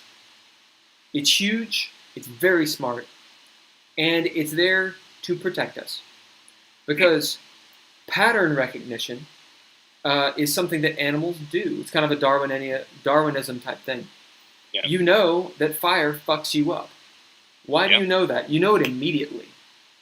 Yeah. A baby is thrown into water. It holds its breath. Why? Those kinds of things. That's your elephant. Yeah. You know, the hierarchy. You go into a room. Who's the top lobster? We naturally gravitate towards these things on the internet, in daily life, whatever. We want rights. We want, well, how dare you oppress me? Why do we care if someone oppresses us? Like when you think about it, oh, that's evil. No, it's not. We naturally oppress people. We've done it our entire history. So, right, wrong, these are ideas that we've had, and when it comes down to it, we can go down a rabbit hole. These are your elephants. Well, I was going to say, there's a finite amount of food. And so if I eat the food, you can't eat the food. There's a finite amount of beer. Right. And if you drink it all, then I don't get any. Right. So you hit me in the head with a rock. So that's your elephants. Now, there's a rider on the elephant. This differentiates the human animal from other animals. Yeah. And rocks and shit. The rider is there to guide the elephant. The thing is, the rider doesn't supplant the elephant. The rider is there because it aids the elephant. So you have this idea of, my elephant wants to buffalo other people out of the way.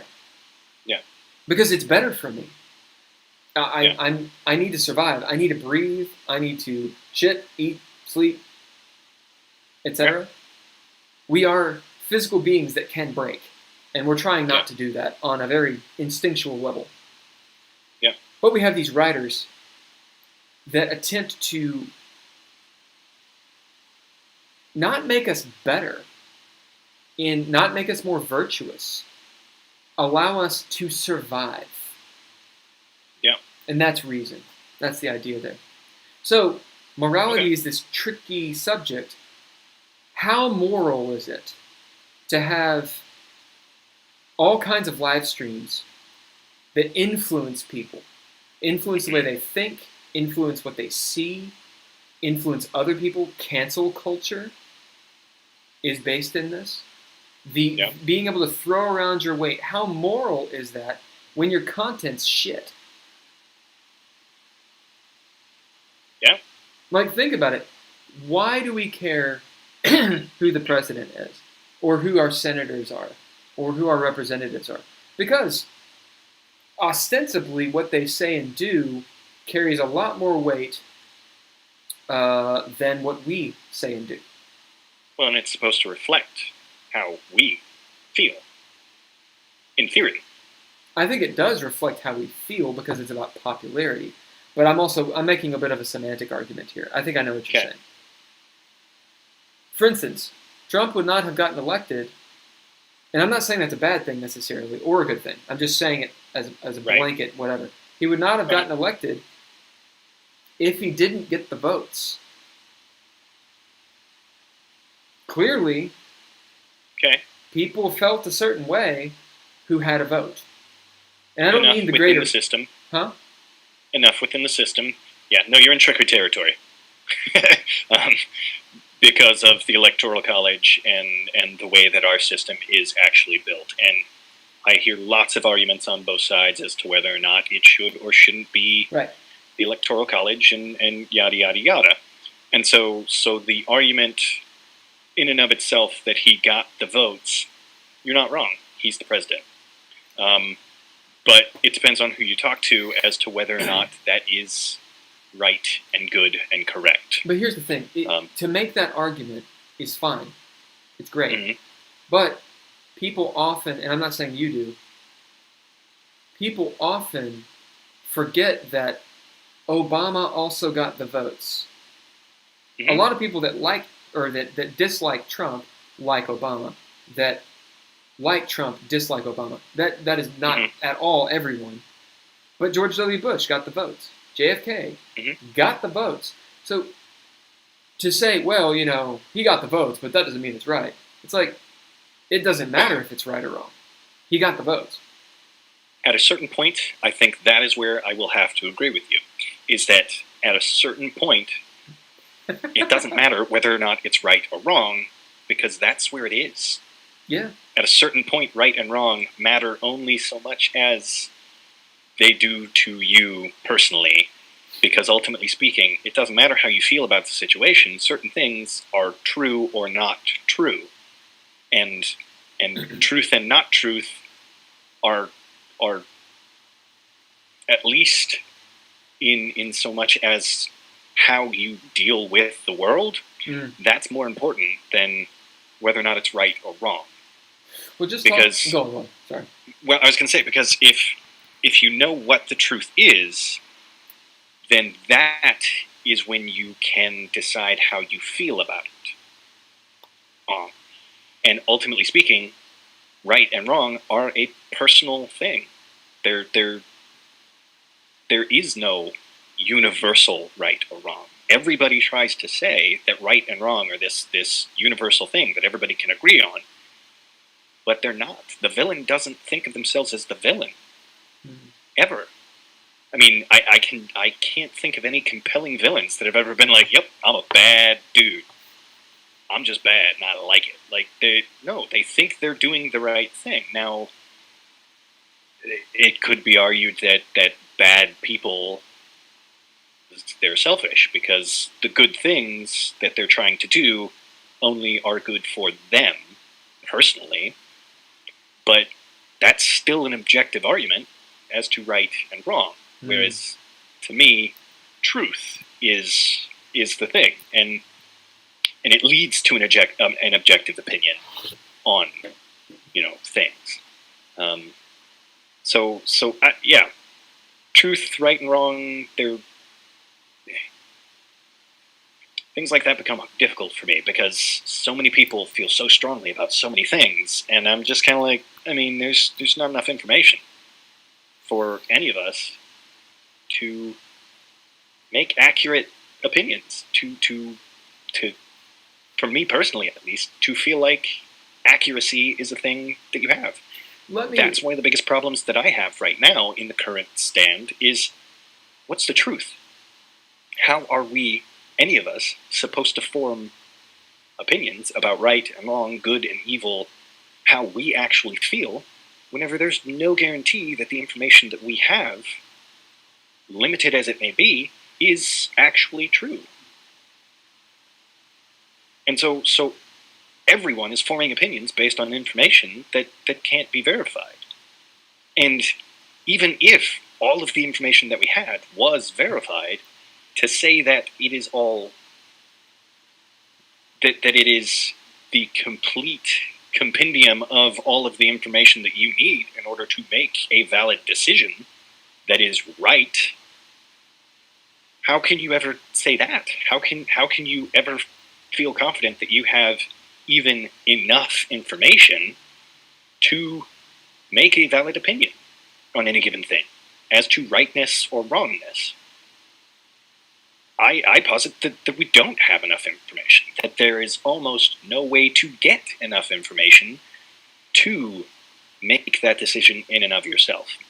Which, brings me back to social media and the fact that, on one hand, it's awful because people can just spew whatever they want. But on the other hand, ultimately speaking, we are a social creature. That's how we evolved. And so we, as a community of social creatures, have to, as a community, decide what we are and what is good and or bad to us.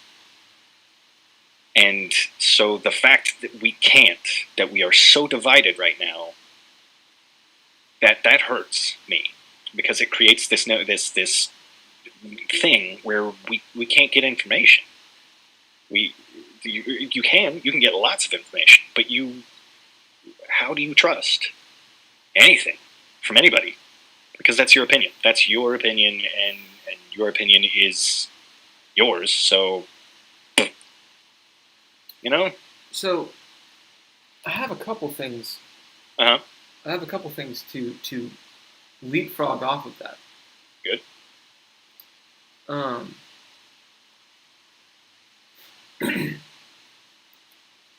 Obviously, our society is quite different than it used to be.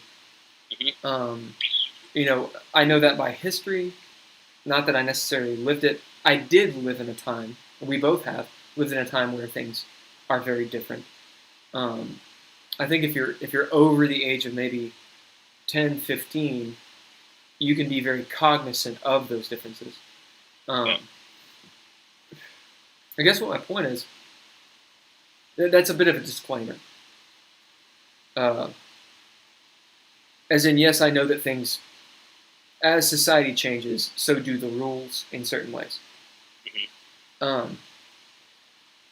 So when it comes to the search for truth, the search for right and wrong, good, bad, evil, etc., in my mind, those are expectations that need to be defined when you're talking about a question. Yeah. So, for example, who should or who is best to be the president? Well, if your expectation is that you have a good person who is the president, that colors the entire argument. Yep. If your expectation is that you have a person who is a good politician, or a person who is good at the job of making America what it, maybe the best country it could be. And that's its own definition. See what I'm saying? Like, Yep. I feel like people deal with these questions. They try to lump everything together. Mm-hmm. And they take them out of context. They conflate a lot of issues. For example, this is going to be pretty hot, what I'm about to say. That's fair. Thanks for the warning, I guess. He is be hot. Mm-hmm. I did not vote for Donald Trump. Mm-hmm. I didn't particularly want him to be president. I also didn't vote for Hillary. Uh-huh. I'm also not necessarily... Actually, I know that I'm not the most well-informed person, especially at that time. Yeah. I was informed, not as well as I could have been. Yeah. For reasons. But my point is this. I didn't care that Donald Trump is quite clearly a bigot. Mm-hmm. And I don't know the man. He's probably really cool to hang out with. Otherwise, why would people like him? Yeah. He's clearly good at social engineering. He's clearly got a big old charisma, personality, etc.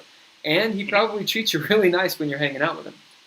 Uh-huh. I don't know him. Is he a good person? I don't know. I'm not here to judge the man. Right. Do I like him as an entity? No. Do I want him to be president? No. But that has nothing to do with the fact that he's a bigot and a misogynist. Yeah. And I say those things as he portrays, what he has portrayed is a person who doesn't treat women right and doesn't treat people that are not white right. That's been the character that he's portrayed. He's portrayed that. And whether for that's years. him or not, that's what he portrays. And when it comes down to it, if you act like a douche all the time, you have the effect of a douche all the time. And he's That's acted like a douche. Yeah. Yeah. The thing is, in my mind, it doesn't fucking matter if you have a douche president Mm-hmm. in his personal life or not. Now, there's arguments here, of course. Again, I'm not pro-Trump at all. I'm not in that camp. But you look at Vladimir Putin, who also is a son of a bitch. Yeah. But that motherfucker is hardcore, and yes, he thinks of himself first, but I have no doubt in my mind that under his reign, Russia is going to do well. Do as well. In his mind, Russia is first. You look at Xi Jinping, who is the current chairman of China. Uh-huh. The motherfucker's a douchebag. Mm-hmm. He's a fucking douche. But he puts China first. I was going to say, China is on the rise. You know what I'm saying? Like these people, is he a good chairman? You ask Chinese people, they'll say, yeah. You ask Russians, not all Russians, of course, but the Russians I know, yeah, Putin's great. He's strong. He cares about Russia. Mm-hmm. Now, does Donald Trump care about America? I don't know, but that's at least his rhetoric. Yeah, and exactly.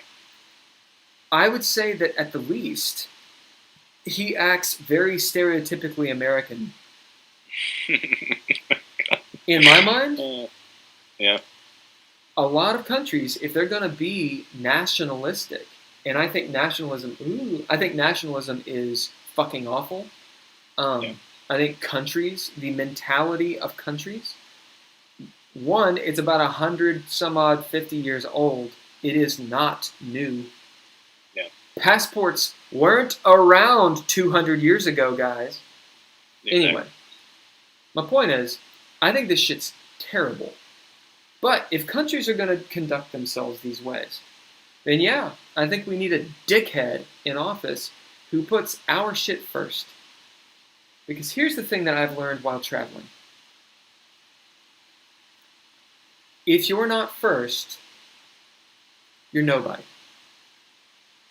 Okay. The fact of the matter is, if we are not an empire, and we are an empire, if we're not an empire that gets all the shit we want, how much is your gas? How much is your electric? How much are the things you need? How hard is your life? How easy is it for you to live? Becomes exponentially harder. The reason being, another person will become that empire. This is historical.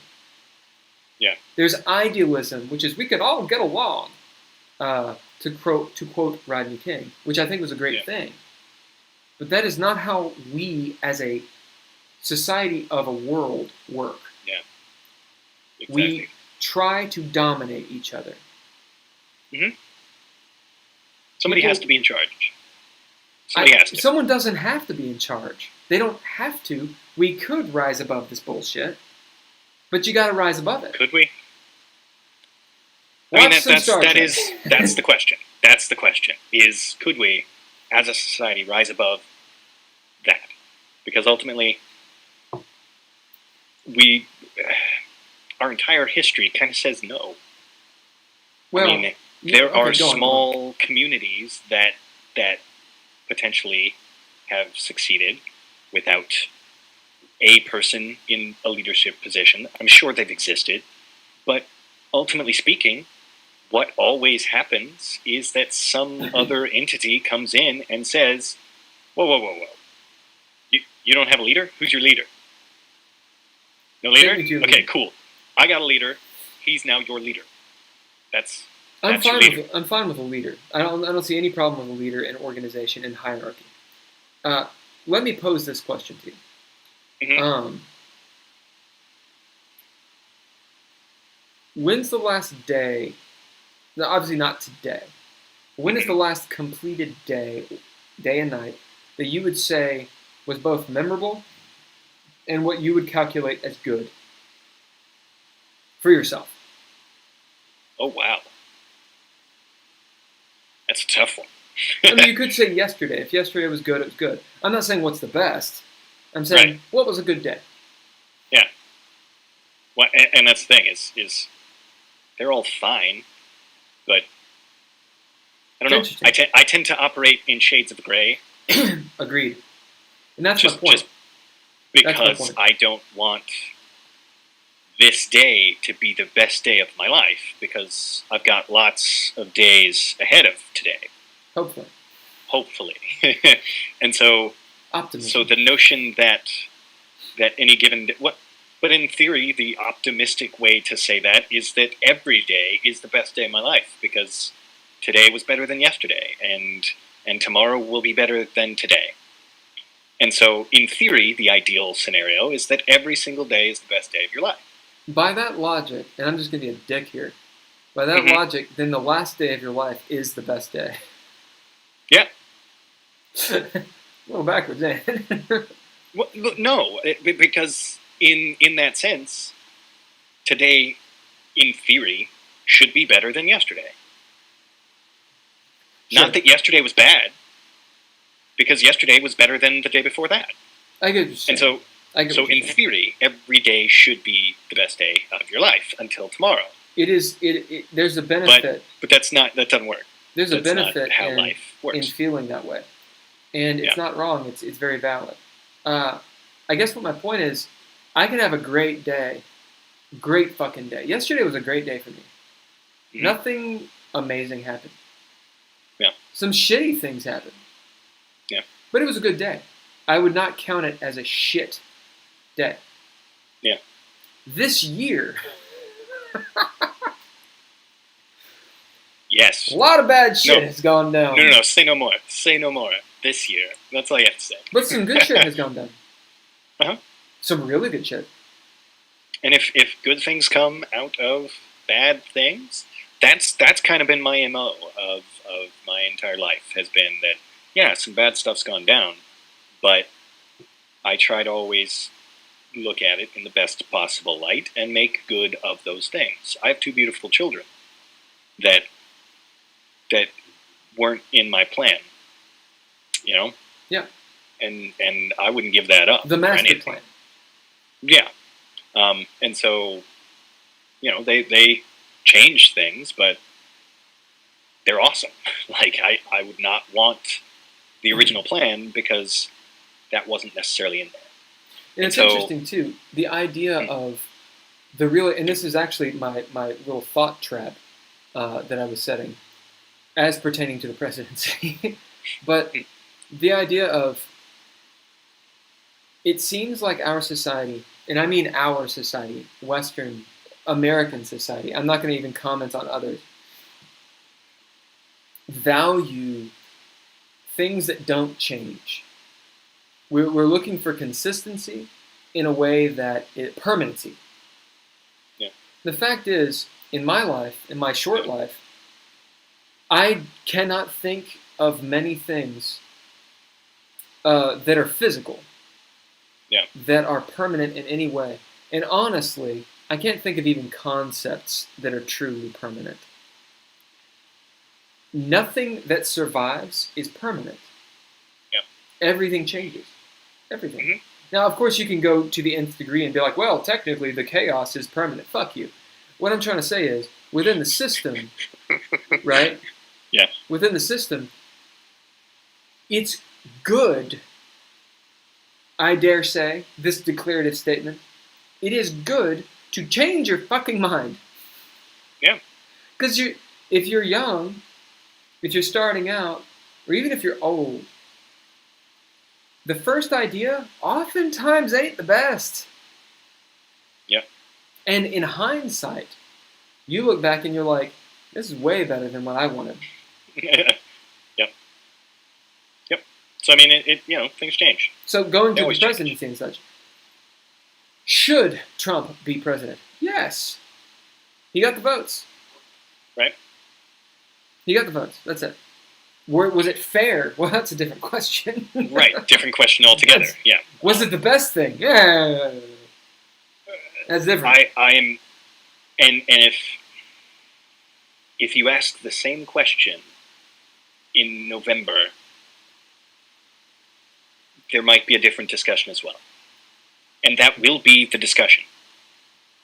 Whether or not he should be. Here's to the viewership. Mm-hmm. If you want change, do something. And when I say do something, I don't mean go down, burn buildings. I don't mean go and burn buildings down. No. Don't go all Weather Underground. And if you don't know what that is, it's cool. I didn't either until I played a game where I played one of the Weather Underground as a vampire. No, I have no idea what you're talking about, but okay. The Weatherman Underground.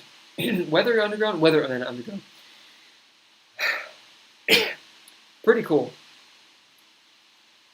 What it was during the Vietnam War, which was like officially, I think, 65 to 75, officially. I think. Right around the late 60s, early 70s, there was an American terrorist group called the Weathermen Underground. And they were essentially college kids. They were hippies, is what they were. Yeah. And they blew up buildings. You don't know about it. It's interesting you don't know about it. Because people, the media, and I don't mean media today, I mean in history books, etc., they don't talk about this shit. But the Weatherman Underground blew up many public buildings, exploded them. They were terrorists. And they did this to revolt against the Vietnam War, America's presence in Vietnam. One thing I will say that they did do, they would call ahead at the buildings and make sure everyone was out. Nice. Like it was like Fight Club style. Yeah. Like they would actually do that. They'd be like, "Everyone, get the fuck out of this building because it's about to blow." And they blew a bunch of buildings. It's about to go up. Yeah.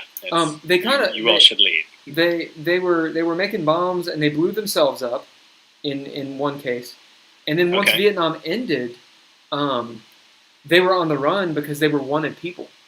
Well, yeah. And a few of them they got caught and eventually they got released. Several of them got released because it was one of those things where it was like they didn't have a cause anymore. Well, I was going to say, I was doing this because of a thing, and now that thing is done, so... But they didn't want to give it up. Yeah. Because, they had this mentality of fight, fight, fight. It's like the stereotypical, military person, warrior, who goes off... It's a soldier without war. Yeah, what do they do? Yeah. Or what is an activist without a cause? A cause. Yeah. They've got to make a cause, and I won't go too deep into that because I think that can get us into some... What's an actor without a medium? What's an actor without a medium? A drama queen. Yeah. An aspiring YouTuber? An aspiring YouTuber? Fuck you. Hey, well, pulling this back to the initial question, I've never been popular, and I never sought it, but what is the expectation of the channel? Yeah. It's to have a voice, it's to have a community, in my mind. Yeah. It's to create. And if that can create some cash that allows it to continue going forward, yeah. But do I want this to be my job? No. Even if it were to make a ton of money, there would be a point, I feel, at least at this point, where I would start to feel trapped by, shit, this is my bread and butter, and I have to keep on doing it at the exclusion. I have to make content all the time. At the exclusion of acting. Yeah. At the exclusion of making music. Like, I'm doing this because I want to do it. Yes, I want to make money off of it. Yes, I want to create a community. And I'm plagued by this I'm on this back and forth of, do I go shamelessly into a popularity thing and start virtue signaling and shit? That's just not my jive. I'm not about it. Yeah. That doesn't make me a good person. I just can't. It's not how I roll. I'm in two camps here because ultimately I've gotten a lot of stuff here now that I have options, and so I think I'm not quite at a point where live streaming is something that I feel like my technology is capable of.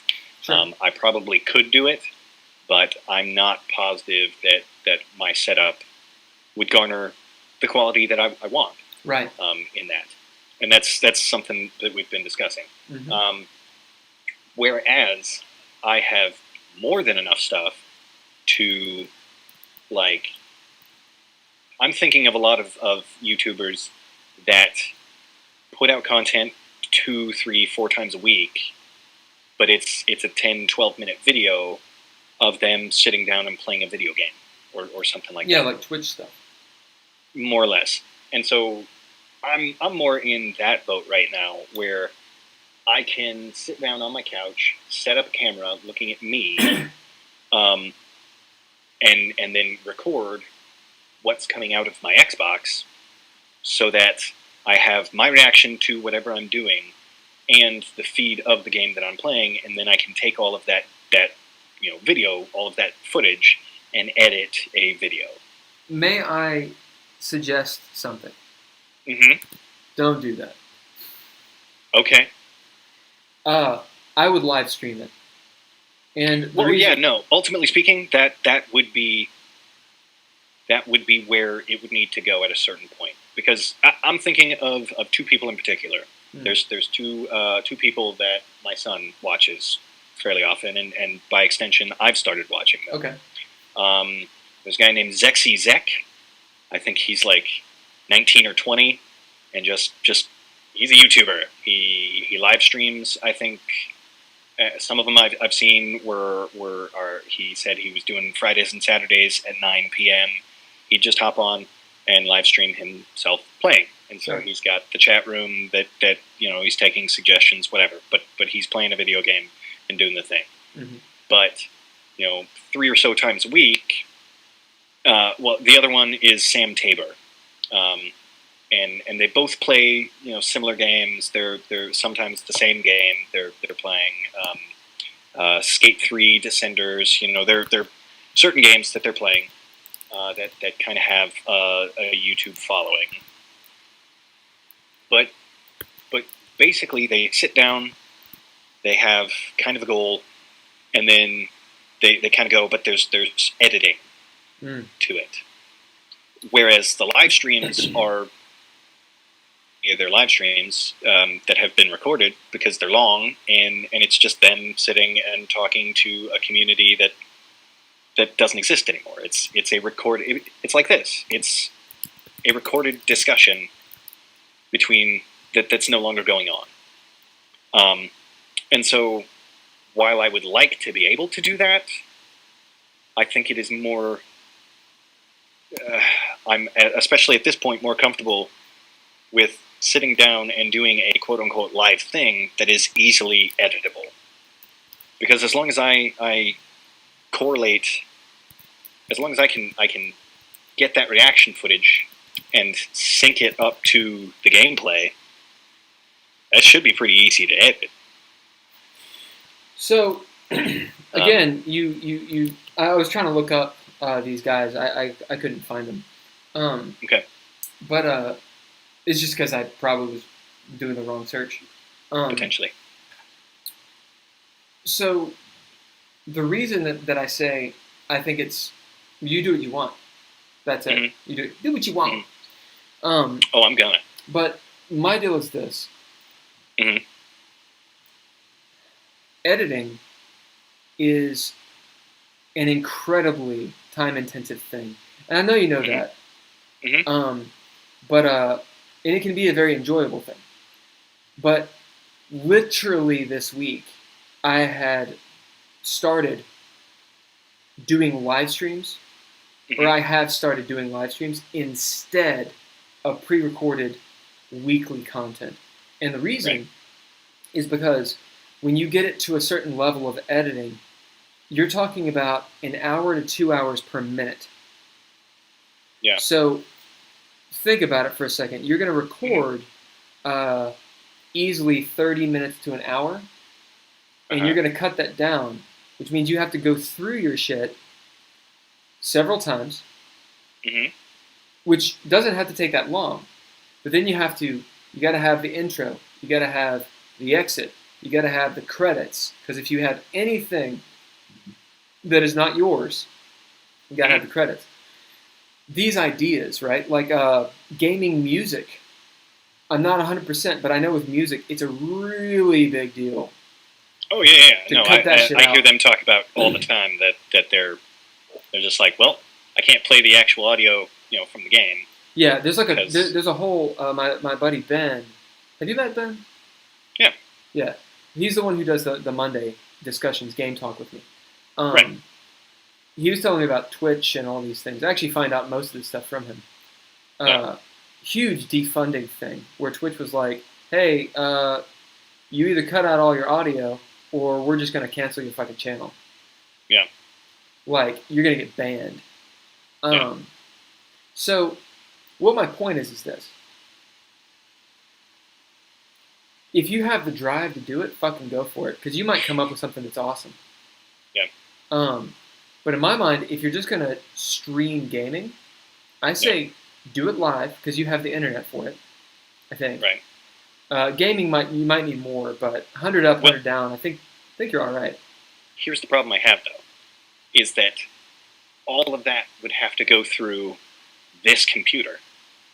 It would not only have to be uploading the feed from the Xbox, but it would also have to be streaming a feed from a camera. It would have I need a different computer if I'm going to live stream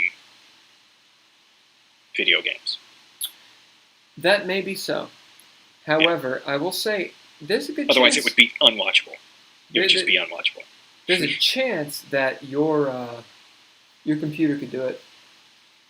I was the other day. I hooked up the capture card that I've got that streams from the Xbox. And it was shit.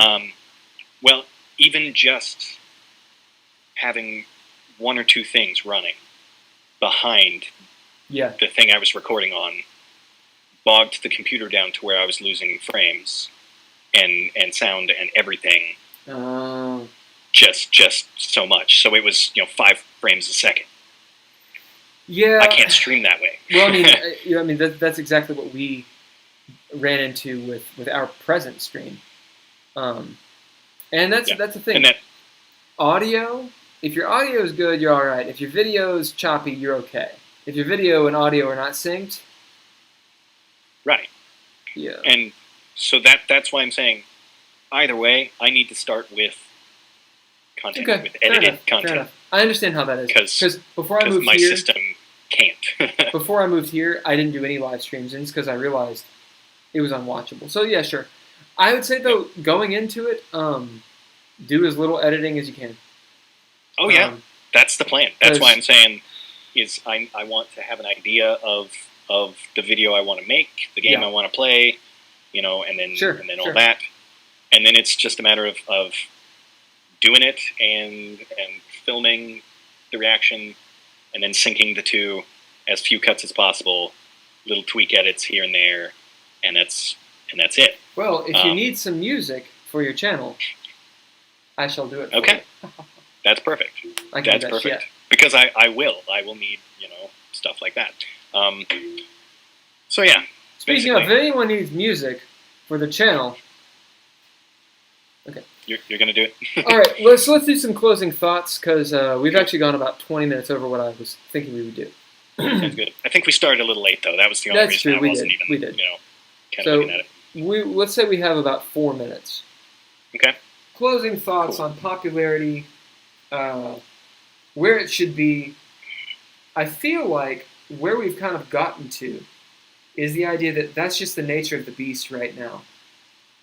And I think that will probably eventually change, painfully so. But as news has gone to YouTube and a lot of podcasty comedian style, John Oliver style things. Yeah. it's not what Jon Stewart was, where it's like, hey, look, I'm a comedian. Like John Oliver he's a comedian, but he sometimes tells jokes within his. He's telling you the news. Yeah. Like trying to get a thing, and that's much more in the forefront. It's not a talk show like Stephen Colbert now. It's a deal. So I feel like the social media aspect, people are finally jumping on the idea of this. You need to be popular, just like movies need to be popular, just like a newspaper needs to be popular. If you want to be heard, you have to be famous. And there's going to be a lot of idiotic people that are famous. So you best get famous if you've got good content. That's what I'm hearing. My expectations for this channel are, yes, I want it to be famous. I want it to be huge. Because one, I want a community that talks like this. I want to promote the things that I am doing because I think they're worthwhile. And they are literally what I'm doing. And I would like it to make some cash. Although I've turned that shit off for now. Hopefully, people are not getting ads when they go to my YouTube channel, because for all of the things you can turn off, I have turned off. Okay. So you should, because I don't get any money from it. It's like Well, I was going to say, so because there's no chance you're making any money anyway. So no, you have to have 1,000 subscribers to make anything. So it's like, look, until I get that, like I'm not trying to diss YouTube, but I'm also not. I don't owe YouTube anything. Okay. No. Except the opportunity to do this, I suppose. Yeah. True. What do you think? What are your conclusions on this? Yeah, no, I think you're totally right. That basically we've established it is the nature of the beast. And knowing that before you go headlong into any given situation benefits you. Not going into it with some sort of vague notion that it doesn't matter doesn't benefit you. It can benefit you in so much as you are less likely to be bogged down by, crippling fear of the beast. But ultimately speaking, naivete towards that can only hurt you, ultimately, in the end. Because you are not protecting yourself from that whole hierarchy if you aren't at least trying to acknowledge it. Now, that being said, even if you do acknowledge it and you go in trying to find it, you could misread the situation and still be wrong. And just generally misread it. But I still think that you're better off going into any given situation trying to read that hierarchy. And whether or not you read that hierarchy and still have an FU mentality towards it, that's your prerogative. But I think that you are better off trying to gauge a situation and that hierarchy more than you would be to go into a situation and just totally ignore all of those social cues. That's to me, that's social awareness. That's just social awareness. Reading the room. Yeah, read the room. And I fail miserably at this. In the flesh, I think I'm okay at it. But online, I commit so many faux pas. It's one of the reasons I stay away from online. Yeah. Because, like we discussed earlier, the bigger, the wider you make that pond, the more likely I am to open mouth insert foot. It's that's where it is for me. Is that if I know all of the people in a room, I don't have to read it. Right. I can just talk to those people, and they know where I'm coming from. I know where they're coming from, and the thing is off. So, for instance, me sitting in this chat with you, you know me pretty well. I am more likely to say something that could trigger somebody watching it later than I am if I am having a brand new conversation with someone I've never met. We will find out in the comments. We will.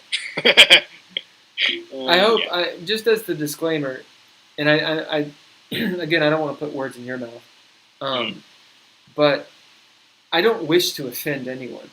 I mean, I might, and it's okay if I do. Yeah. Because as many philosophers of today, which I won't name them just so that I'm not put into a camp, say, being offended. Oh, John fucking Cleese, we'll just throw him out there. Even said this is some really good YouTube about him, interviews with him. Yeah. If you're offended, that's okay. It's okay to be offended. It's okay to feel those emotions, and then think, hopefully, why am I offended? I get offended, and it's like, why am I offended? Yeah. A dude, I just walked outside of so this is a new place for me. Just new town, not new city, new town. Yeah. You know I moved to Nicholasville, right? No, I don't think I did know that. Yeah, I did. I knew you did move, but I didn't know where. So I went outside, and there's this dude in my driveway. So he's walked up into my driveway. He's on my driveway, leaning against my car, smoking a cigarette with his dog taking a shit in my yard. Now, is that a big deal? Is that a first world problem? Go fuck yourself. It's a problem. I don't give a shit if it's first world or not, right? What is a third world problem? Is my water clean? Okay, yeah, that also affects me. Is my water clean? Right. I know. I just offended like 1,000 people right there. My point is, entire countries. I mean, the whole first world, third world thing. Go fuck yourself. Like, it's okay. They don't have the internet. They didn't see it anyway. Oh, actually, they probably do have the internet. See, you put it here, and then I went here. Yeah, you did. So my point there is, we go. I didn't name. I do not even accept the U.S. being a first world country. Neither do I accept China being a third world country or a developing country. I have lived in China. China's fucking developed. Okay. Portions, yes. Dude, motherfuckers over there, they would balk at some of the bullshit that we deal with. I'll be off in a second. They would balk at some of the bullshit we deal with. Let's say you go to the market. We don't have fucking markets. Let's say you go to the grocery store, and you want to buy some vegetables that are grown in the ground, right? That are good for you. Yeah. You have to wash them, but that are good for you. How much are you going to spend here for fresh produce? People don't buy that shit. Why? It's too expensive. In China, it's like 10 cents. And it's not because the American dollar is stronger than the Chinese RMB. When you're using RMB and you're getting paid in RMB, and all you know is RMB, the Chinese currency, which means the people's money, by the way. Mm-hmm. It's cheap because food is cheap. You should be able to eat. Yep. Is that a first world problem? It is. People can go fuck themselves. Anyway, I go outside. This dude is leaning against my car in my driveway on my land.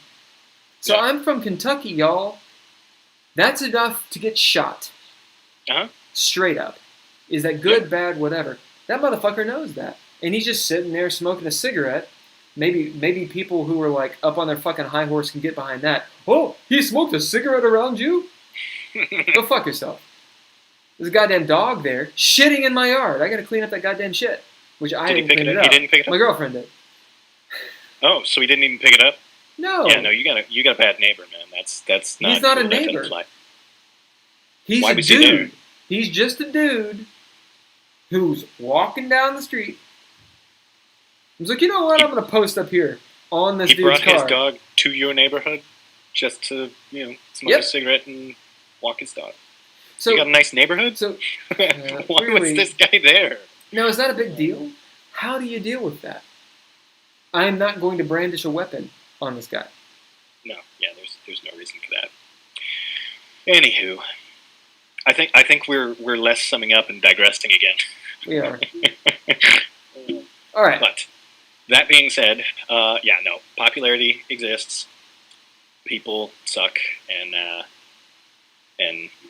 that's what we live in, and that's what we're dealing with, and that's the world we have to succeed in. I have an eyelash in my eye. Ooh, it's the worst. That's how this video ends. It is.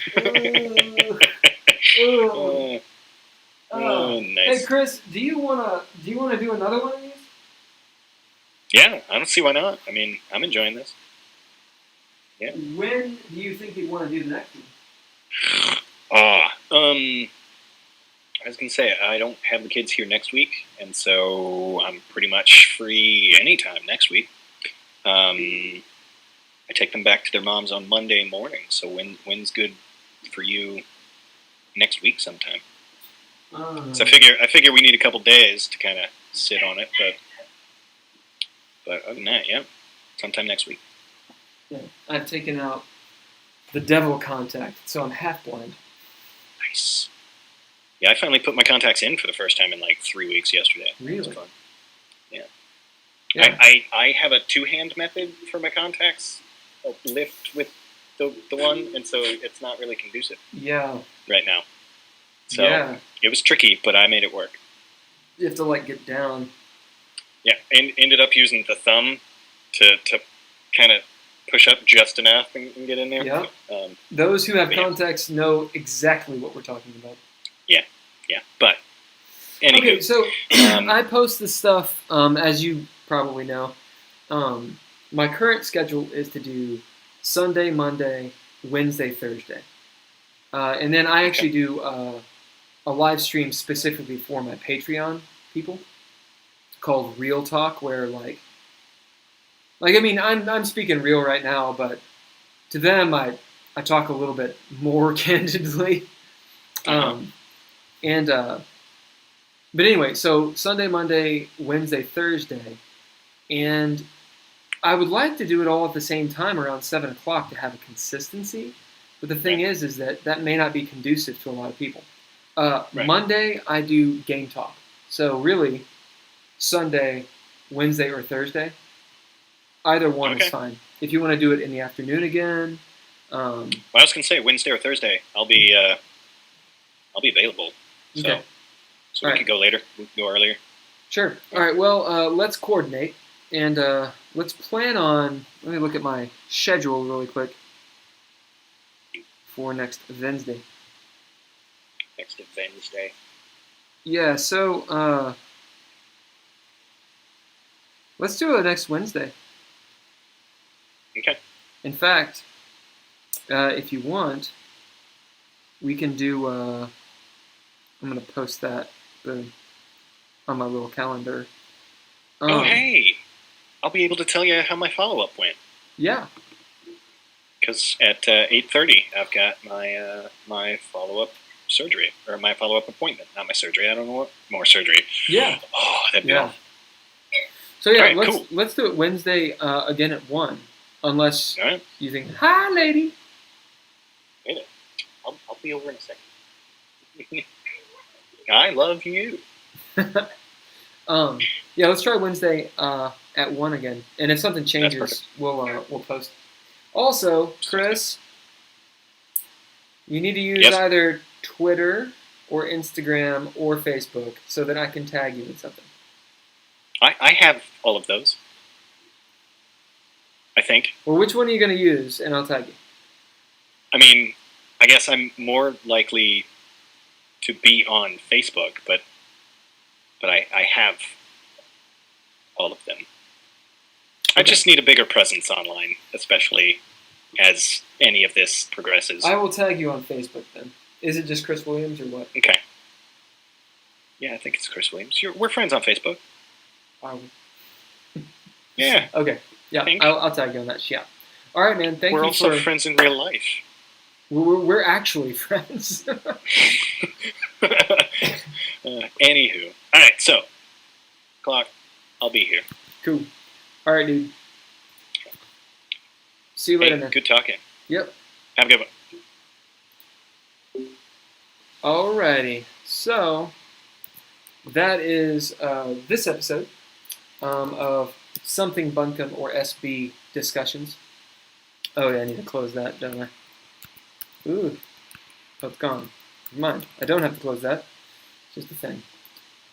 Bam. That is this episode of SB Discussions with Chris Williams and myself, William R. Hurst. What is it, Wednesday? I will be on tomorrow as well, hopefully doing a discussion with one of my other buddies. Tentatively, that person is Alex Neese, who is a barista, which is a coffee maker. I believe he's done roasting. He knows a ton about coffee. Also from this area, and yeah, very smart dude. So hopefully we'll be able to do something around 7. I'll post on Instagram. Of course, subscribe to the channel, comment, etc., etc. I'll be doing Sundays, Mondays, Wednesdays, and Thursdays. And yeah, keep up with the Something Bunkum Instagram to know when those will go down. But again, tentatively, I'm thinking 7 p.m. will usually, Eastern Standard, will usually be the time that I do it. And yeah, hopefully you dig. If you don't, it's okay. If you do, fucking A.